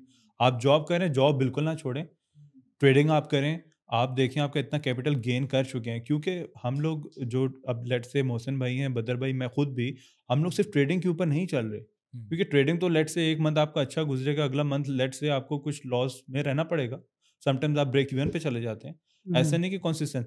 लेकिन अगर आप जो है 5 to 10% के अलावा वो एक्स्ट्रा इनकम जनरेट कर रहे हैं, वो आपकी सारी सेविंग कैपिटल है। उस सेविंग कैपिटल्स को, जिस तरह भी आप लोग डिस्कशंस भी हम लोग कर रहे थे, देख रहे थे कि आप अपने, जिस तरह मैंने एक ट्रेडर है, उनसे मेरी, सिंगापुर के थे, उनसे मेरी बातचीत हुई, तो वो क्या करते हैं कि वो अपने 3 अकाउंट्स बनाते हैं, लेट्स से 5000 $10,000 15,000, हर अकाउंट का रिस्क डिफरेंट होगा, ठीक है। तो इस तरीके से उसमें क्या होता है कि एक माइंड बिल्कुल रिलैक्स चल रहा होता है। लेट्स से एक अकाउंट हो गया, उसको आपने दोबारा से ट्रेड नहीं करना, दूसरे अकाउंट में आप थोड़ा सा ज़्यादा, क्योंकि ज़्यादा कैपिटल होता है, आप ज़्यादा रिस्क लेते हो, जब आप ज़्यादा रिस्क लेते हो तो उस हिसाब से आपको प्रॉफिट भी होगा। लेट्स से अब मैं एक ट्रेड सेटअप्स को प्ले करूँगा, उसमें मेरा रिस्क होगा 5% का रिस्क होगा, ऑब्वियसली मैं 5% से ज़्यादा उसमें रिस्क नहीं लूँगा।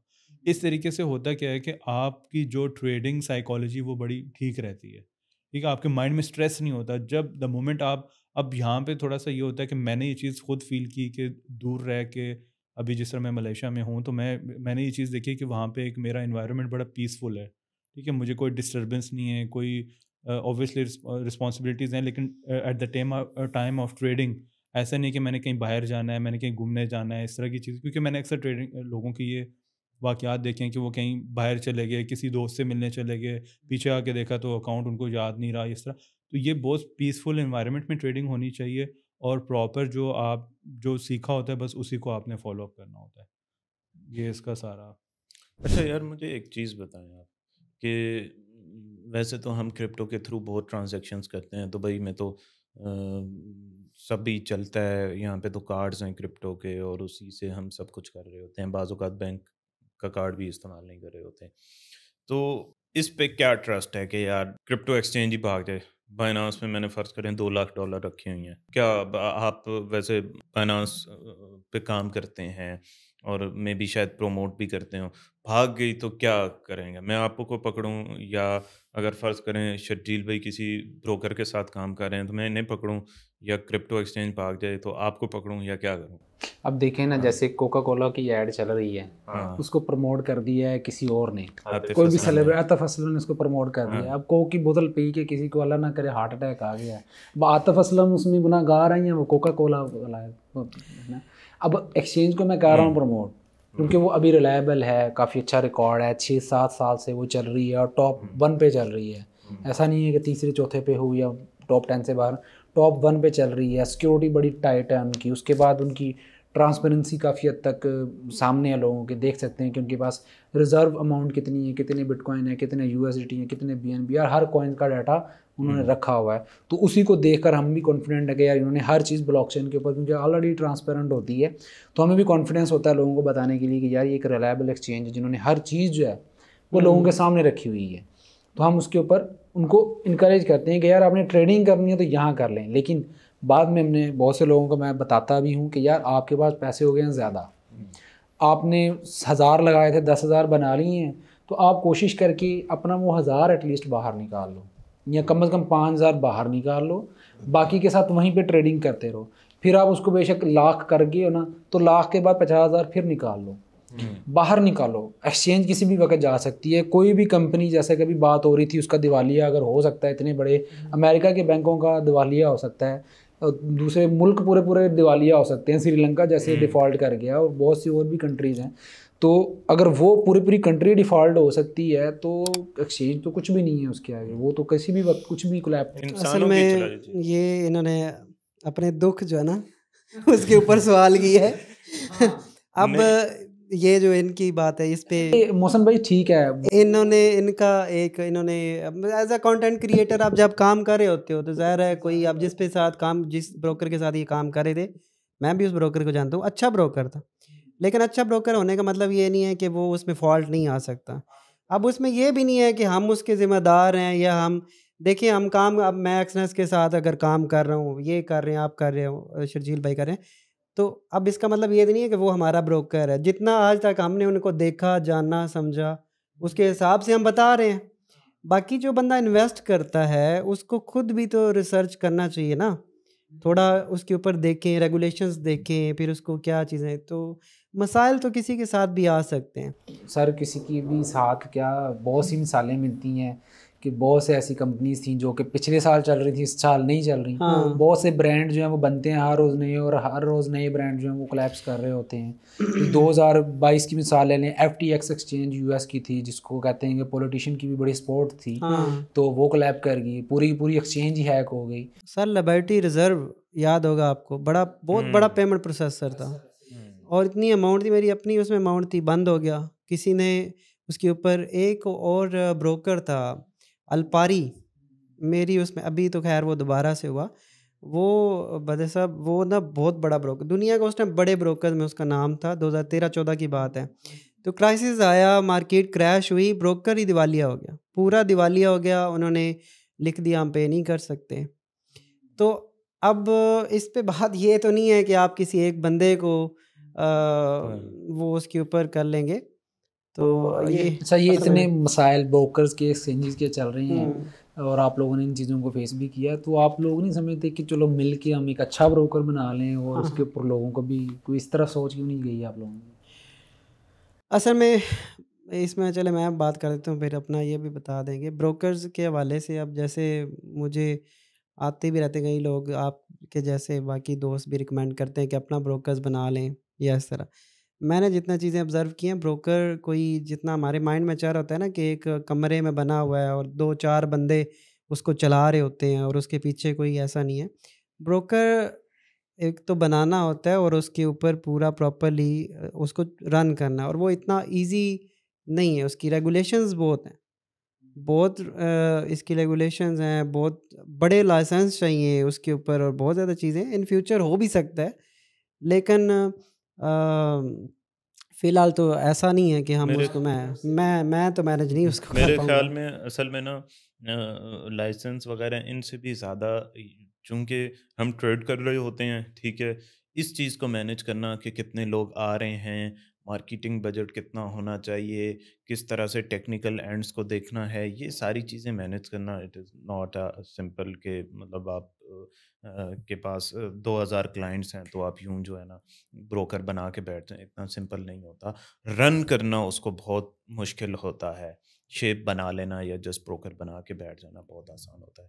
रन करना मुश्किल होता है, और फिर उसमें एक और चीज़ समझ में नहीं आती, वो जो ए बुक बी बुक वाली है। ज़मीर नहीं मानता कि यार जो है ना जिसके पास जाएँ वो कहता है यार बी बुक के बगैर प्रॉफिट नहीं होगा, तुम्हें ज़्यादा मज़ा नहीं आएगा। तो फिर ज़मीर इस चीज़ को भी नहीं मानता कि यार बी बुक चलाए।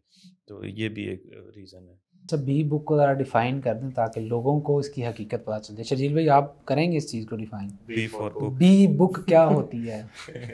B book broker means A type brokers और बी टाइप ब्रोकर्स आपको पता ही है सबको। अब बी टाइप ब्रोकर्स मीन्स अगर ज़्यादा बदर भाई कर देंगे तो ज़्यादा अच्छा होगा। अच्छा यार, बी ब्रोकर होता है इसमें ऐसे है कि इसमें ना ये वाला जो स्पेशल रीजन है ना हमारा, Pakistan, India, Vietnam, south Asia और ये सारे करते हैं, ये हैं बहुत जज्बाती। ये उड़ाते हैं पैसे, खुले उड़ाते हैं, लाखों लाते हैं, लाखों उड़ा करके जाते हैं।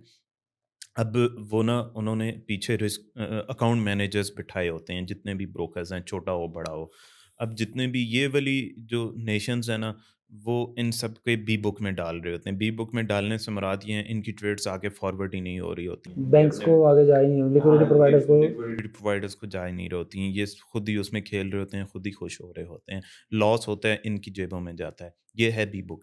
ए बुक है कि जेन्युइनली आपकी ट्रेड्स आगे परसू होती हैं, आगे कन्वे की जाती हैं। ये है ए बुक। तो कैसे हम जान सकते हैं कि ये वाला ब्रोकर ए ब्रोकर है या ये ब्रोकर बी ब्रोकर? अच्छा, इसमें सर मैं इस चीज़ को वैसे डिसएग्री करता हूँ कि ये वो गलत भी नहीं है उस हवाले से, क्योंकि वो भी एक बिजनेस कर रहे हैं ना मार्केट के अंदर। अब आप समझ रहे हैं कि आपके पास 10 क्लाइंट आ रहे हैं, उसमें से 9 तो लॉस कर रहे हैं, तो अब उन लॉस को वो प्रॉफिट भी वैसे बना सकते हैं। ब्रोकर अगर वो गलत है कि जब वो प्रॉफिट बनाएगा तो देन उसको देना, विड्रॉल ना करे फिर तो गलत है। लेकिन अगर विड्रॉल दे रहा है तो इट्स मीन वो पीछे बैकअप रखे हुए है और वो विड्रॉल प्रॉफिट बनाने पे भी आपको विड्रॉल कर रहा है, तो फिर वो एक रिस्क ले रहा है उसके ऊपर एज अ बिजनेस की। उसे पता है कि यार इतने लोग आ रहे हैं, इतने उसमें से लॉस कर देंगे, लेकिन अगर वो प्रॉफिट बना लें तो उसके पीछे बैकअप भी होना ज़रूरी है। तो अगर इस तरह से वो कर रहे हैं, हाँ कई ऐसे हैं दुबई में कई लोग आते हैं यहाँ से जाके, तो एक ना बिल्कुल मतलब कि थर्ड क्लास टाइप ब्रोकर बना लेते हैं। एक वेबसाइट बनाई, नाम रखा, और MT45 भी उसके साथ कनेक्ट नहीं होता, एक और ही टूल बना के तो उसको ट्रेड करवाना शुरू करवा दिया। तो वो तो ज़ाहिर है वो तो फेक में या फ्रॉड में आएगा। लेकिन अगर बड़ा ब्रोकर है और उसके पास इतनी पसली है कि वो उसको होल्ड कर सके, तो आई थिंक सो बिजनेस के रिलेटेड चीज़ है। मेरे ख्याल में इसमें ना ए बुक चलाता है या बी बुक चलाता है, जो भी करता है, टाइम पर विड्रॉ देता है, टाइम पर डिपॉजिट करता है, ट्रेड्स ठीक चलती हैं, मेरे ख्याल में ठीक है।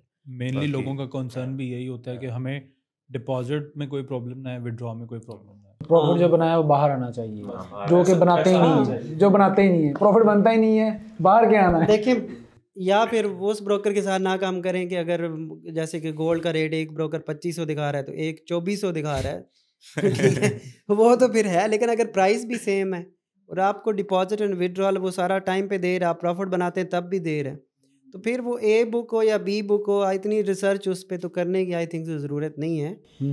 ये ज़रूर रिसर्च करें कि वो उसकी रेगुलेशंस कहाँ पे है। टायर 1 की रेगुलेशन, टायर 2 की रेगुलेशन कम अज़ कम 1-2 होनी चाहिए। वो आप क्या सजेस्ट करते हैं, कौन सी कंट्री में उसको एटलीस्ट होना चाहिए? देखिए, मुख्तलिफ़ किस्म की टायर 1 रेगुलेशन जैसे FCA, इसके अलावा साइप्रस की और UK की रेगुलेशन है, ऑस्ट्रेलियन रेगुलेशन है, कुछ भी रेगुलेटेड जो टायर 1 की रेगुलेशंस आती हैं जिसके अंदर वो उस ब्रोकर के पास होना ज़रूरी है। और ये रेगुलेशन हमारी नज़र में ऐसा होता है कि सिर्फ एक पेपर लिखा हुआ है, ऐसा नहीं है। उसके पीछे बहुत ज़्यादा उन्होंने सिक्योरिटी डिपॉजिट किया होता है, और इतना आसानी से रेगुलेशन नहीं, इस तरह की रेगुलेशंस मिलती हैं हर ब्रोकर की। तो वो अगर इस तरह की चीज़ें बस आप सर्च करें, डिपॉजिट विड्रॉल देखें, बाकी देखिए मसाइल तो किसी भी बिज़नेस में आते हैं ना।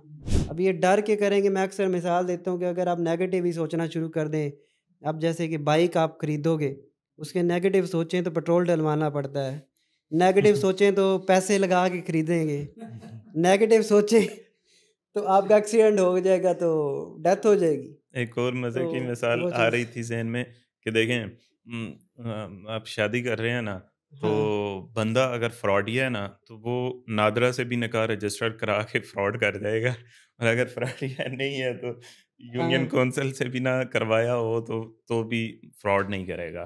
तो आईडी कार्ड तो दोनों का बना होता है।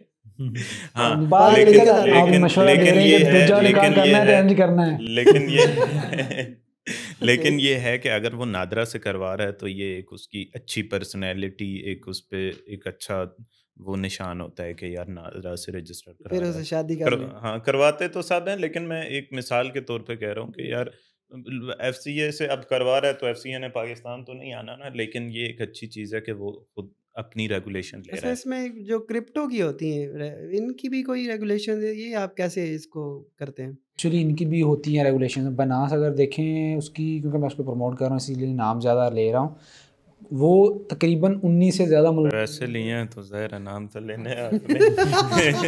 लेते हैं पैसे पैसे लेते वैसे। हैं, ज़ाहिर बात लेते हैं। अच्छा, अब ये है कि सिर्फ उनको प्रमोट करने ये, ना कि कोई और सीन हो। ओके। अब बताने का अवेयरनेस के लिए वो ज़ाहिर बात है, मार्केटिंग हर कोई करता है तो हाँ, अपने हर कोई ब्रांड करता को है। जो है वो बताने के लिए होता है कि यार ज़्यादा लोगों तक उनका नाम हो। लेकिन ये आप बता रहे हैं ना, तो ये भी नेगेटिव है क्योंकि यूट्यूब से पैसे कमाना गलत है। अगर आप ट्रेडर हैं, तो आप यूट्यूब से पैसे कमाएँगे, गलत कर रहे हैं। तो मैं सोच रहा हूँ यूट्यूब बंद कर दी जाए ना। हाँ, अच्छा, जी। फिर लोग सीखेंगे कहाँ से? वही तो फिर सोच आ जाती है, फिर इसलिए दोबारा बनाना शुरू कर देते हाँ, हैं।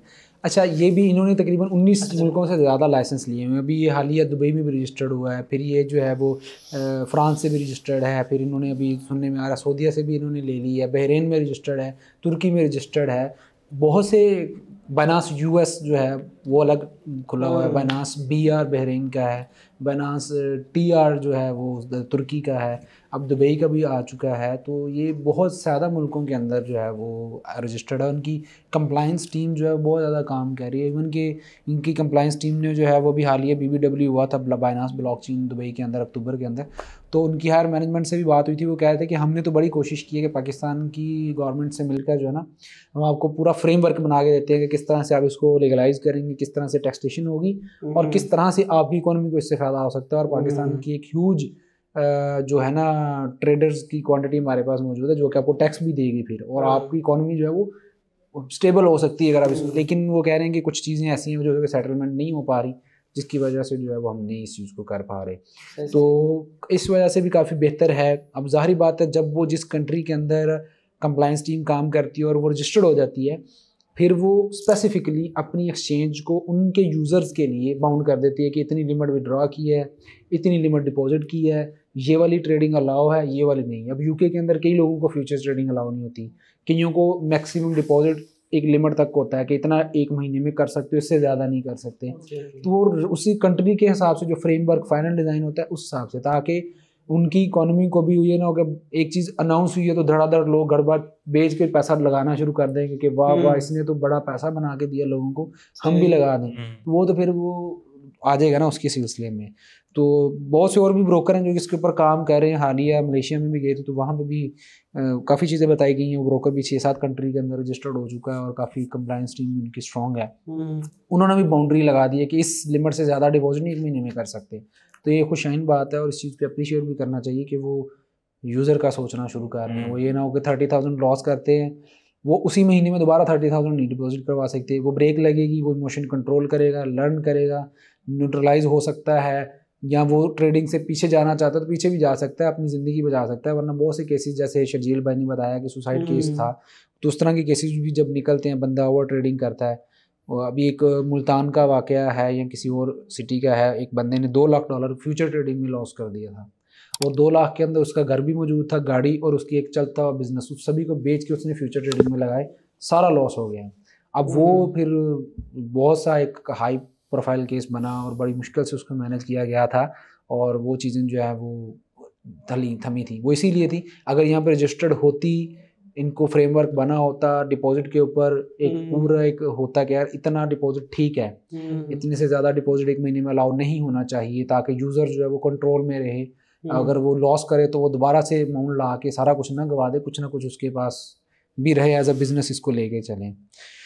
अच्छा, बात काफ़ी लंबी हो गई है, पॉडकास्ट भी हमारा काफ़ी चला है। अभी एक चीज़ मैंने पूछनी है जिसका बहुत ज़्यादा ट्रेडर जो है ना खुद करते हैं टेक्निकल एनालिसिस, खुद करते हैं फंडामेंटल एनालिसिस, लोगों को कहते हैं साइकोलॉजी बहुत मैटर करती है, माइंड डेवलपमेंट बहुत ज़्यादा ज़रूरी है, इसके बारे में आप क्या कहेंगे? कोई अहमियत है इसकी या हवा ही है बस? यार मेरे तो ख्याल में साइकोलॉजी जो है ना हर बंदे की डिफरेंट होती है, ये ऐसा कोई कुलिया नहीं है कि किसी को बना कर दिया जाए, लेकिन कुछ तो एहतियातें हैं वो हमने खुद अच्छा, करनी है। साइकोलॉजी को आप आसान करके बताएं ना, साइकोलॉजी होती क्या? यार बिल्कुल आसान करके बताऊं ना, ये डिसीजन मेकिंग पावर है, ठीक है। ट्रेडिंग शुगल मेला नहीं है, ये दुनिया का इंतहाई आसान नज़र आने वाला इंतहाई मुश्किल काम है, ठीक है। और इंतहाई आसान नजर आने वाला, इंतहाई मुश्किल, इन्होंने बहुत अच्छी डेफिनेशन बताई है इसकी। इंतहाई ज़्यादा प्रॉफिट देने नज़र आने वाला, सबसे ज़्यादा नुकसान देने वाला बिजनेस है असल में, सही है। आप सबसे ज़्यादा प्रॉफिट दिखाकर सबसे ज़्यादा नुकसान देने वाला। हाँ, लेकिन वो एक फाइनेंस का जो कोट है, सेंटेंस है कि more risk more profit.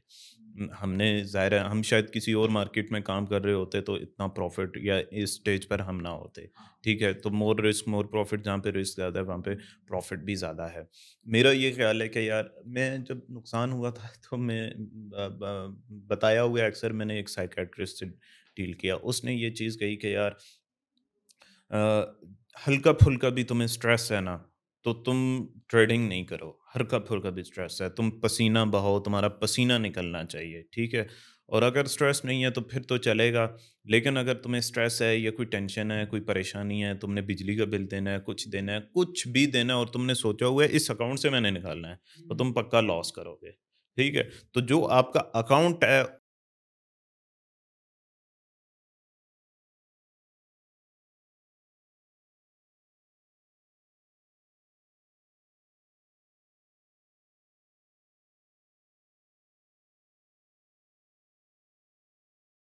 Sharjeel भाई, आप इस बारे में क्या कहते हैं? साइकोलॉजी जो है इंसानी नफ्सियात, डिसीजन मेकिंग, जैसे मैंने बताया कि इंसान का फैसला लेने का जो होता है उसमें बिल्कुल जिस तरह भी रोल है। बिल्कुल इन्होंने जिस तरह भी बताया बदर भाई ने, कि जब आप ट्रेडिंग कर रहे होते हैं, हम लोग अक्सर सुनते हैं साइकोलॉजी। अब इसकी एग्जांपल जो है वो मैं इस तरह कोट करता हूँ कि हम लोग जो है ना लोगों को एक गाड़ी के बारे में बता देते हैं, गाड़ी के फीचर्स के बारे में, बट जब एक ड्राइवर ड्राइविंग सीट पे बैठता है, ड्राइविंग कर रहा होता है, वो डिफरेंट सर्कमस्टांसेस से गुजर रहा होता है, राइट। उसके माइंड में तो सिर्फ ये है ना कि मैंने तो बस बैठ के एक्सीलेट, लेकिन कहाँ पे उसने ज़्यादा स्पीड में जाना है, कहाँ पे उसने कम स्पीड में जाना है, डिफरेंट सर्कमस्टांसेस को उसने फेस करना है। ट्रेडिंग में भी इसी तरीके से है कि आपकी डिसीजन पावर, डिसीजन मेकिंग, आप कौन से सिचुएशन में आप डिसीजन मेकिंग ले रहे होते हैं, ठीक है। आपकी साइकोलॉजी, अब वही बात है कि आपका जितना पीसफुल माइंड के साथ आप ट्रेडिंग करेंगे उतना ही आप प्रॉफिटेबल रह सकते हैं। या आप ऐसा ऐसा ना भी हो कि अगर आपको प्रॉफिट, लेकिन आपके माइंड में कोई प्रेशर नहीं होना चाहिए। ऐसे ना हो कि घर से लड़के आ रहा हो, इधर आके सारा गुस्सा निकाल दे और अकाउंट को वॉश कर दे, ऐसे नहीं होनी चाहिए। बिल्कुल सुकून के साथ आपको ट्रेडिंग करना चाहिए। तो मेरे अब मुझे ये बताएं ना, जी, सुकून जी। कैसे हो? अब किसी बंदे ने $1000 लगाए, 100 चले गए, वो सुकून में तो नहीं रह सकता, तब क्या करे वो? अब उसमें यही चीज़ होती है, अब जितना मेरा अल्हम्दुलिल्लाह एक्सपीरियंस है मोहसिन भाई का, अब मैंने ये चीज़ एक्सपीरियंस की है कि बहुत सारे लोग क्या करते हैं, अगर $100 के ऊपर 100, तो बहुत ज़्यादा एक्साइटेड हो जाते हैं, खुश हो जाते हैं कि हमने इतना ज़्यादा प्रॉफिट गेन कर लिया। और एट द सेम टाइम अगर लॉस होगा तो वो बहुत ही स्ट्रेस और इस तरीके से, तो ऑब्वियसली वो टाइम के साथ आपको चीज़ें ये एक्सपीरियंस करने को मिलती हैं। ऐसा नहीं कि हम लोग ये नहीं कह सकते कि नहीं एक महीने में आप, हम लोग कहते हैं कि इमोशन लेस हो के आप ट्रेडिंग करो, कि अगर प्रॉफिट मिल गया, आपका एक बिजनेस है, बिजनेस में ऐसे ही होता है। हम लोग कोई भी फिजिकल भी बिजनेस करते हैं, गाड़ियों का बिजनेस करते हैं, लैंड का, घरों का बिजनेस, उसमें भी यही होता है, आपको प्रॉफिट, आपकी एक मेहनत होती है, ठीक है। आपने पहले उस बिजनेस को सीखा होता है, सीखने के बाद जो है आप उसको एग्जीक्यूट करते हैं, तो ऑब्वियसली आपको उसका कुछ ना कुछ रिटर्न ज़रूर मिलता है। तो ट्रेडिंग भी इसी तरीके से ही है। असल में वही बात है ना, मार्केट है बहुत बड़ी, इसमें अगर आप प्रॉफिट बनाते हो, अब जैसे नॉर्मली दूसरी मंडी होती है, कोई भी चीज़ है, कम मोबाइल ही बेचना है, तो आप 100 पीस लेके आ गए हो, तो आप एक महीने में अगर 10 बिके हैं तो 90 पड़े हुए हैं, तो आप सुकून में ही होगे, चलो यार अगले महीने बिक जाएंगे। लेकिन इसमें ये चल रही है मार्केट 24 घंटे। अगर आपकी एक ट्रेड में लॉस हुआ है $100, लॉट साइज़ छोटा था, अब आपने अगली दफ़ा लॉट साइज़ बड़ा लगाया कि मैं तो अब वो 100 निकालूंगा, ठीक है, अब अगली दफ़ा हो गया 200 और, अब उससे अगली लॉट फिर हम बड़ी और लगाएंगे कि वो 200 और 100 पीछे 300 हो गया, 300 वो भी निकालना है। अच्छा, फिर इसमें, और ये मैं ये नहीं कह रहा कि ये कोई नया बंदा, ये सारे गलतियां करते करते करते सीखते हैं, ये कोई सिखाने से ये चीज़ सही होती भी नहीं है। और ये अगर आप ऐसे लोग हैं जिनका इस चीज़ पे कंट्रोल नहीं हो रहा और वो कंट्रोल नहीं कर पाते, तो वो फिर इस इंडस्ट्री के लिए है नहीं, क्योंकि इतनी वोलेटाइल इंडस्ट्री आपको खींचती है कि करो ट्रेड और लगाओ, बड़ी लॉट लगाओ, न्यूज़ आ जाएगी, कभी कोई डाटा आ जाएगा, कभी कुछ मूवमेंट ज़्यादा होगी, जैसे आप वॉल्यूम पे कर रहे हो तो वॉल्यूम बढ़ गया, आपने देखा अच्छा अब तो वॉल्यूम आ गया, मैं बड़ा लॉट लगाता हूँ, तो वो मार्केट खींच रही होती है। तो ये मेरे ख्याल में कोई सीखने सिखाने से तो ये बेटर नहीं होती, तो कंट्रोल खुद पे करना जो बंदा ऐसे जब सीखता है। टाइम आहिस्ता आहिस्ता जो है वो आप लर्न हाँ करते हैं और फिर आपको आता है, तो इसको मेरे ख्याल से इस तरह से भी हम निपटा सकते हैं कि अगर हम थोड़े से डॉलर लगा के हाँ और उसके ऊपर पहले हम कर लें, बजाय इसके कि हम ज़्यादा इन्वेस्टमेंट करें और फिर वो ज़्यादा गंवाएं। $10 लगा लें, ज़ीरो हो जाए, फिर 10 लगा के उसको ज़ीरो कर लें, फिर 10 लगा के ज़ीरो कर लें, वो आप 5 दफ़ा को 10 बार कर लें, ताकि आपको भी पता हो कि यार मैंने गलत क्या किया, और लिख भी लें कि यार मैंने इस वजह से वो $10 गंवाए हैं, ये मेरी मेजर गलती थी, दूसरी बार मैंने गंवाए, ये मेजर गलती थी। मेन चीज़ आपका ट्रेडिंग जर्नल, आपने जर्नलिंग ज़रूर करनी वो लिखना ज़रूर है, लिखना आपने ज़रूर जर्नल है। ज़रूर बनाना है कि मैंने लॉसेस क्यों किए थे, बिल्कुल। वो ज़्यादा ज़रूरी है। बिजनेस का असूल है, जब आपको पता चल जाए ना लॉस क्यों हो रहा है और उसको आप कवर कर लें, तो दूसरा ऑप्शन ही प्रॉफिट है। यार देखें ना, रसूलुल्लाह का हाफजा कितना मजबूत था और अच्छा था। जब कुरान नाजिल होता था तो वो फ़ौरन से लिखवाते थे, ठीक है? तो फ़ौरन से लिखवाते थे, तो इसका मतलब ये है फ़ौरन से उस चीज़ को नोट कर लेने की बहुत अहमियत है।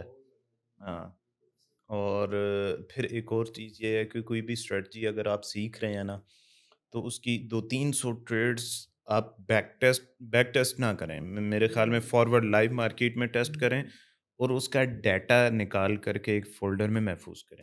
आपकी 100 ट्रेड्स भी अगर सेव हो गई हैं, तो मेरे ख़्याल में ट्रेडिंग में बहुत चेंज आ जाता है। और अगर 200-300-400 आपने सेव कर ली हैं और इतनी प्रैक्टिस कर ली है, ज़ाहिर है इनमें इसमें 2-3 महीना लगता है। तो मेरा ये ख़्याल है कि बहुत ट्रेडिंग बिहेवियर में बहुत चेंज आ जाता है। आपने बात तो कर दी, लेकिन 100 ट्रेड रखता कोई नहीं, बहुत कम रखते हैं, और जो रखते हैं वो यकीनन कामयाब हो जाते हैं। हाँ, इसीलिए आप देखें कि 90% जो है वो लूजिंग और ओनली 10% इसमें हाँ, winning इसी है। वजह से, क्योंकि वो रिकॉर्ड नहीं रखते, इसको मेंटेन नहीं करते, उसको देखते नहीं हैं, उसको गो थ्रू नहीं करते, और इसी वजह से लॉस करते अच्छा, ये अब वैसे एक मिथ बन गई है कि इसमें 90% लॉस करे, है लॉस है इसमें करते हैं, लेकिन आप यूट्यूब आप करते हो, कितने यूट्यूबर आए, ये हर बिजनेस में ही होते हैं, यूट्यूब में भी यही रेशो है, हैं। हाँ, ऐसे ही कितने है। लोग यूट्यूब स्टार्ट करते हैं वो नहीं एक कर चीज़ मैंने पाते। देखी है, जो यूट्यूब में कंसिस्टेंट रहा है उसने कामयाबी हासिल की है, और ट्रेडिंग हाँ, में भी वही चीज़ है वही चीज़ है। कि जो स्ट्रिक्ट हो गया ना कि यार मैंने इसको करके ही छोड़ना है, मैंने सीख के छोड़ना है, मैंने कामयाब होना है, हाँ, वो कामयाब हो भी जाता है, लगा रहता है उसके लगा बारे रहता में है, सीखते उसमें हुए। अपनी गलतियां जानता है। अब स्टार्ट में जब यूट्यूब शुरू की थी तो 1 साल में 1,000 हुए थे, मुझे भी याद है, 1 साल में 1,000 सब्सक्राइबर हुए थे मेरे, और अब माशाल्लाह मेरे हर साल 1-1 लाख बढ़ रहे हैं, और उससे भी ज़्यादा हो रहे हैं। अभी रिसेंटली 5 5 लाख, लाख हाँ। हुए हैं, अल्हम्दुलिल्लाह, अल्लाह का शुक्र है। ये आप सब भाइयों की मोहब्बत, देखने वालों की मोहब्बत है। नहीं, आप अच्छा कंटेंट बना रहे सर हो, बहुत शुक्रिया। माशाल्लाह। अच्छा, मेरी ना एक सबसे इम्पोर्टेंट चीज़ जो कि आजकल जो है ना रश पड़ा हुआ है, प्रॉप फर्म आ गई है, फलानी आ गई, फलानी आ गई, फलानी आ गई, जो फंडेड अकाउंट्स देते हैं, उनके ऊपर ज़रा आप लोगों की क्या राय है, ज़रा दिल से हकीकत बयान करें। कुछ लोग कहते हैं ये फ्रॉड है, स्कैम है, और कुछ लोग कहते हैं कि नहीं ये बहुत अच्छा है यार, $150 दे के 1 लाख का $10,000 $20,000 मिल जाते हैं। मेरे ख्याल में शर्जील ये भाई से शर्जील भाई पूछें। कर रहे हैं इसके ऊपर अच्छा, इसमें मैं भी करता हूँ, लेकिन वो मैं रेगुलरली कर रहे हैं। हाँ, अच्छा, मैं आपको एक चीज़ बताता हूँ कि मेरे एक फ्रेंड ने मुझे ये प्रॉफर्म सजेस्ट की थी, ठीक है। अच्छा, उसमें शुरू में, लेकिन मैंने एक चीज़ इसमें ये समझी थी, मैंने भी $10,000 का अकाउंट लिया, ओब्वियसली कुछ $100 फीस उसकी दे के, लेकिन उसमें ये हुआ कि सबसे पहले तो हम लोग जब ये चीज़ माइंड में आई थी कि $10,000 का अकाउंट है, तो उसमें हम लोग उनके रूल्स जो होते हैं वो नहीं पढ़ते। कितना डेली ड्रॉ डाउन क्या है, इसका ओवरऑल ड्रॉ डाउन क्या है, ऑब्वियसली मुझे भी शुरू में नई चीज़ें पता थी। अच्छा, इसमें फिर मेरा जो पर्सनल एक्सपीरियंस है वो शेयर करूँगा कि मैंने फिर एक प्रो फर्म का अकाउंट नहीं रखा। First of all, let's say अगर मेरे पास $100K का अकाउंट है, तो मैं अपनी इन्वेस्टमेंट एक जगह पे नहीं करूँगा, मैं मल्टीपल प्रो फर्म उनके रूल्स एंड रेगुलेशंस पढ़ूंगा, अगर मुझे वो ठीक लगेगा तो मैं उसकी तरफ जाऊँगा। ठीक है, अदर देन दैट मैं किसी को ये नहीं कहूँगा कि नहीं, मैं अपना एक्सपीरियंस ज़रूर शेयर करूँगा, लेकिन उनको मैं ये नहीं कह सकता कि नहीं आप भी उसी में अपना अकाउंट बनाओ। हो सकता है वो उनको कोई और अच्छा प्रोफॉर्म मिल जाए, वो उसमें जाके अपना अकाउंट ओपन कर सकते हैं। तो मेरा एक्सपीरियंस जो पर्सनल वो ये है कि प्रो फर्म की जो लाइफ है, लेट से अगर आप $2,000-3,000 मंथली प्रॉफिट आप गेन कर रहे हैं, 2-3% या 100K के ऊपर आप गेन कर रहे हैं, विच इज़ गुड। तो आप एवरेज ये रखें 6 मंथ इसकी लाइफ है, मे भी आगे वो प्रो फर्म बंद हो जाए, कोई भी सिचुएशंस हो सकती हैं। तो मैंने इसी तरीके से 2 to 3 प्रो फर्म्स अकाउंट, और जो वहाँ से कैपिटल गेन किया उसको आगे से मैंने फिर डिफरेंट जगहों पे इन्वेस्ट किया फॉर द सेकेंडरी इनकम। ठीक है, एक जगह पे नहीं सारी पैसा मैंने डाल दिया। तो ये हकीकत है, इनकी फ्रॉड नहीं है, पैसे आपको रियल मिल जाते हैं। नहीं, मिल जाते हैं बिल्कुल, लेकिन आपके माइंड में ये नहीं होना चाहिए कि बस एक ही प्रो फर्म ना रखें, डिफरेंट आप उसको सर्च करते रहें कि कौन कौन सी बेस्ट प्रो फर्म आ रही हैं, उनके रिव्यूज़ आप ट्रस्ट पायलट पे जाके आप रिव्यूज़ चेक करें। मैं सबको यही एडवाइस करता हूँ कि आप लोग, माशाल्लाह से सारी ऑडियंस एजुकेटेड होती है, और वो खुद जाके वहाँ पे स्टडी करें। जब आप एक बिज़नेस करें, आप पैसा लगा रहे हैं, ठीक है, ब्लाइंडली तो हम लोग किसी को नहीं दे सकते ना पैसा। आप पैसा लगा रहे हैं तो आपको ये ज़रूर पता होना चाहिए कि हम क्यों वहाँ पे इतना पैसा लगा रहे हैं, उसके जितने भी डिटेल्स वहाँ पे रूल्स उनके लिखे होंगे उनको स्टडी करें। अगर आपको ठीक लगता है आप बिल्कुल उसमें जाएं। हाँ, तो ऐसा नहीं है कि वो फ्रॉड है या वो पैसा आपको कुछ भी नहीं विड्रॉ मिलेगा। भी मिल जाता है प्रॉफर्म पे। बिल्कुल, $100 लगा के 10,000 का अकाउंट मिला, 10,000 में उनके जो फेज़ 1 फेज़ 2 क्लियर किया, क्लियर फिर किया, बिल्कुल को हज़ार के डॉलर बन के निकल जाएंगे वो। बिल्कुल आपको मिल जाएगा। हकीकत है, लोग चले गए इस तरह। बिल्कुल बिल्कुल मिलता है। चलिए ठीक है। अच्छा, शार्क टैंक पाकिस्तान में शुरू हुआ है शो, जो कि नए स्टार्टअप जो कि जिनको इन्वेस्टमेंट की ज़रूरत होती है या वो एक्सपैंड करना चाह रहे हैं, तो वो उस शो में जाके पिच करते हैं अपने बिज़नेस को और वहाँ से इन्वेस्टमेंट लेते हैं। तो इस तरह का कोई शार्क टैंक ट्रेडिंग के अंदर नहीं आप कर सकते कि जिसमें लोग आपके पास आएँ, अपना दिखाएं कि मैंने 6 महीने ट्रेडिंग की है, बड़ा अच्छा सिस्टम चल गया है, और आप मुझे आप इन्वेस्टमेंट दें और मैं आपके लिए ट्रेडिंग करता हूँ, और आप कहें कि जी हाँ मेरे पास तो $1 मिलियन है, उसमें से मैं आपको $100,000 जो है वो दे देता हूँ। मेरा तो ख्याल है कोई ऐसा आए कि जो 6 माह का तो कहीं नहीं होता, साल 2 साल की वो देखते हैं। तो साल 2 साल की अगर कोई हिस्ट्री दिखाए और उसने कुछ कमाया हो तो मैं तो उसे लाजमी दूंगा।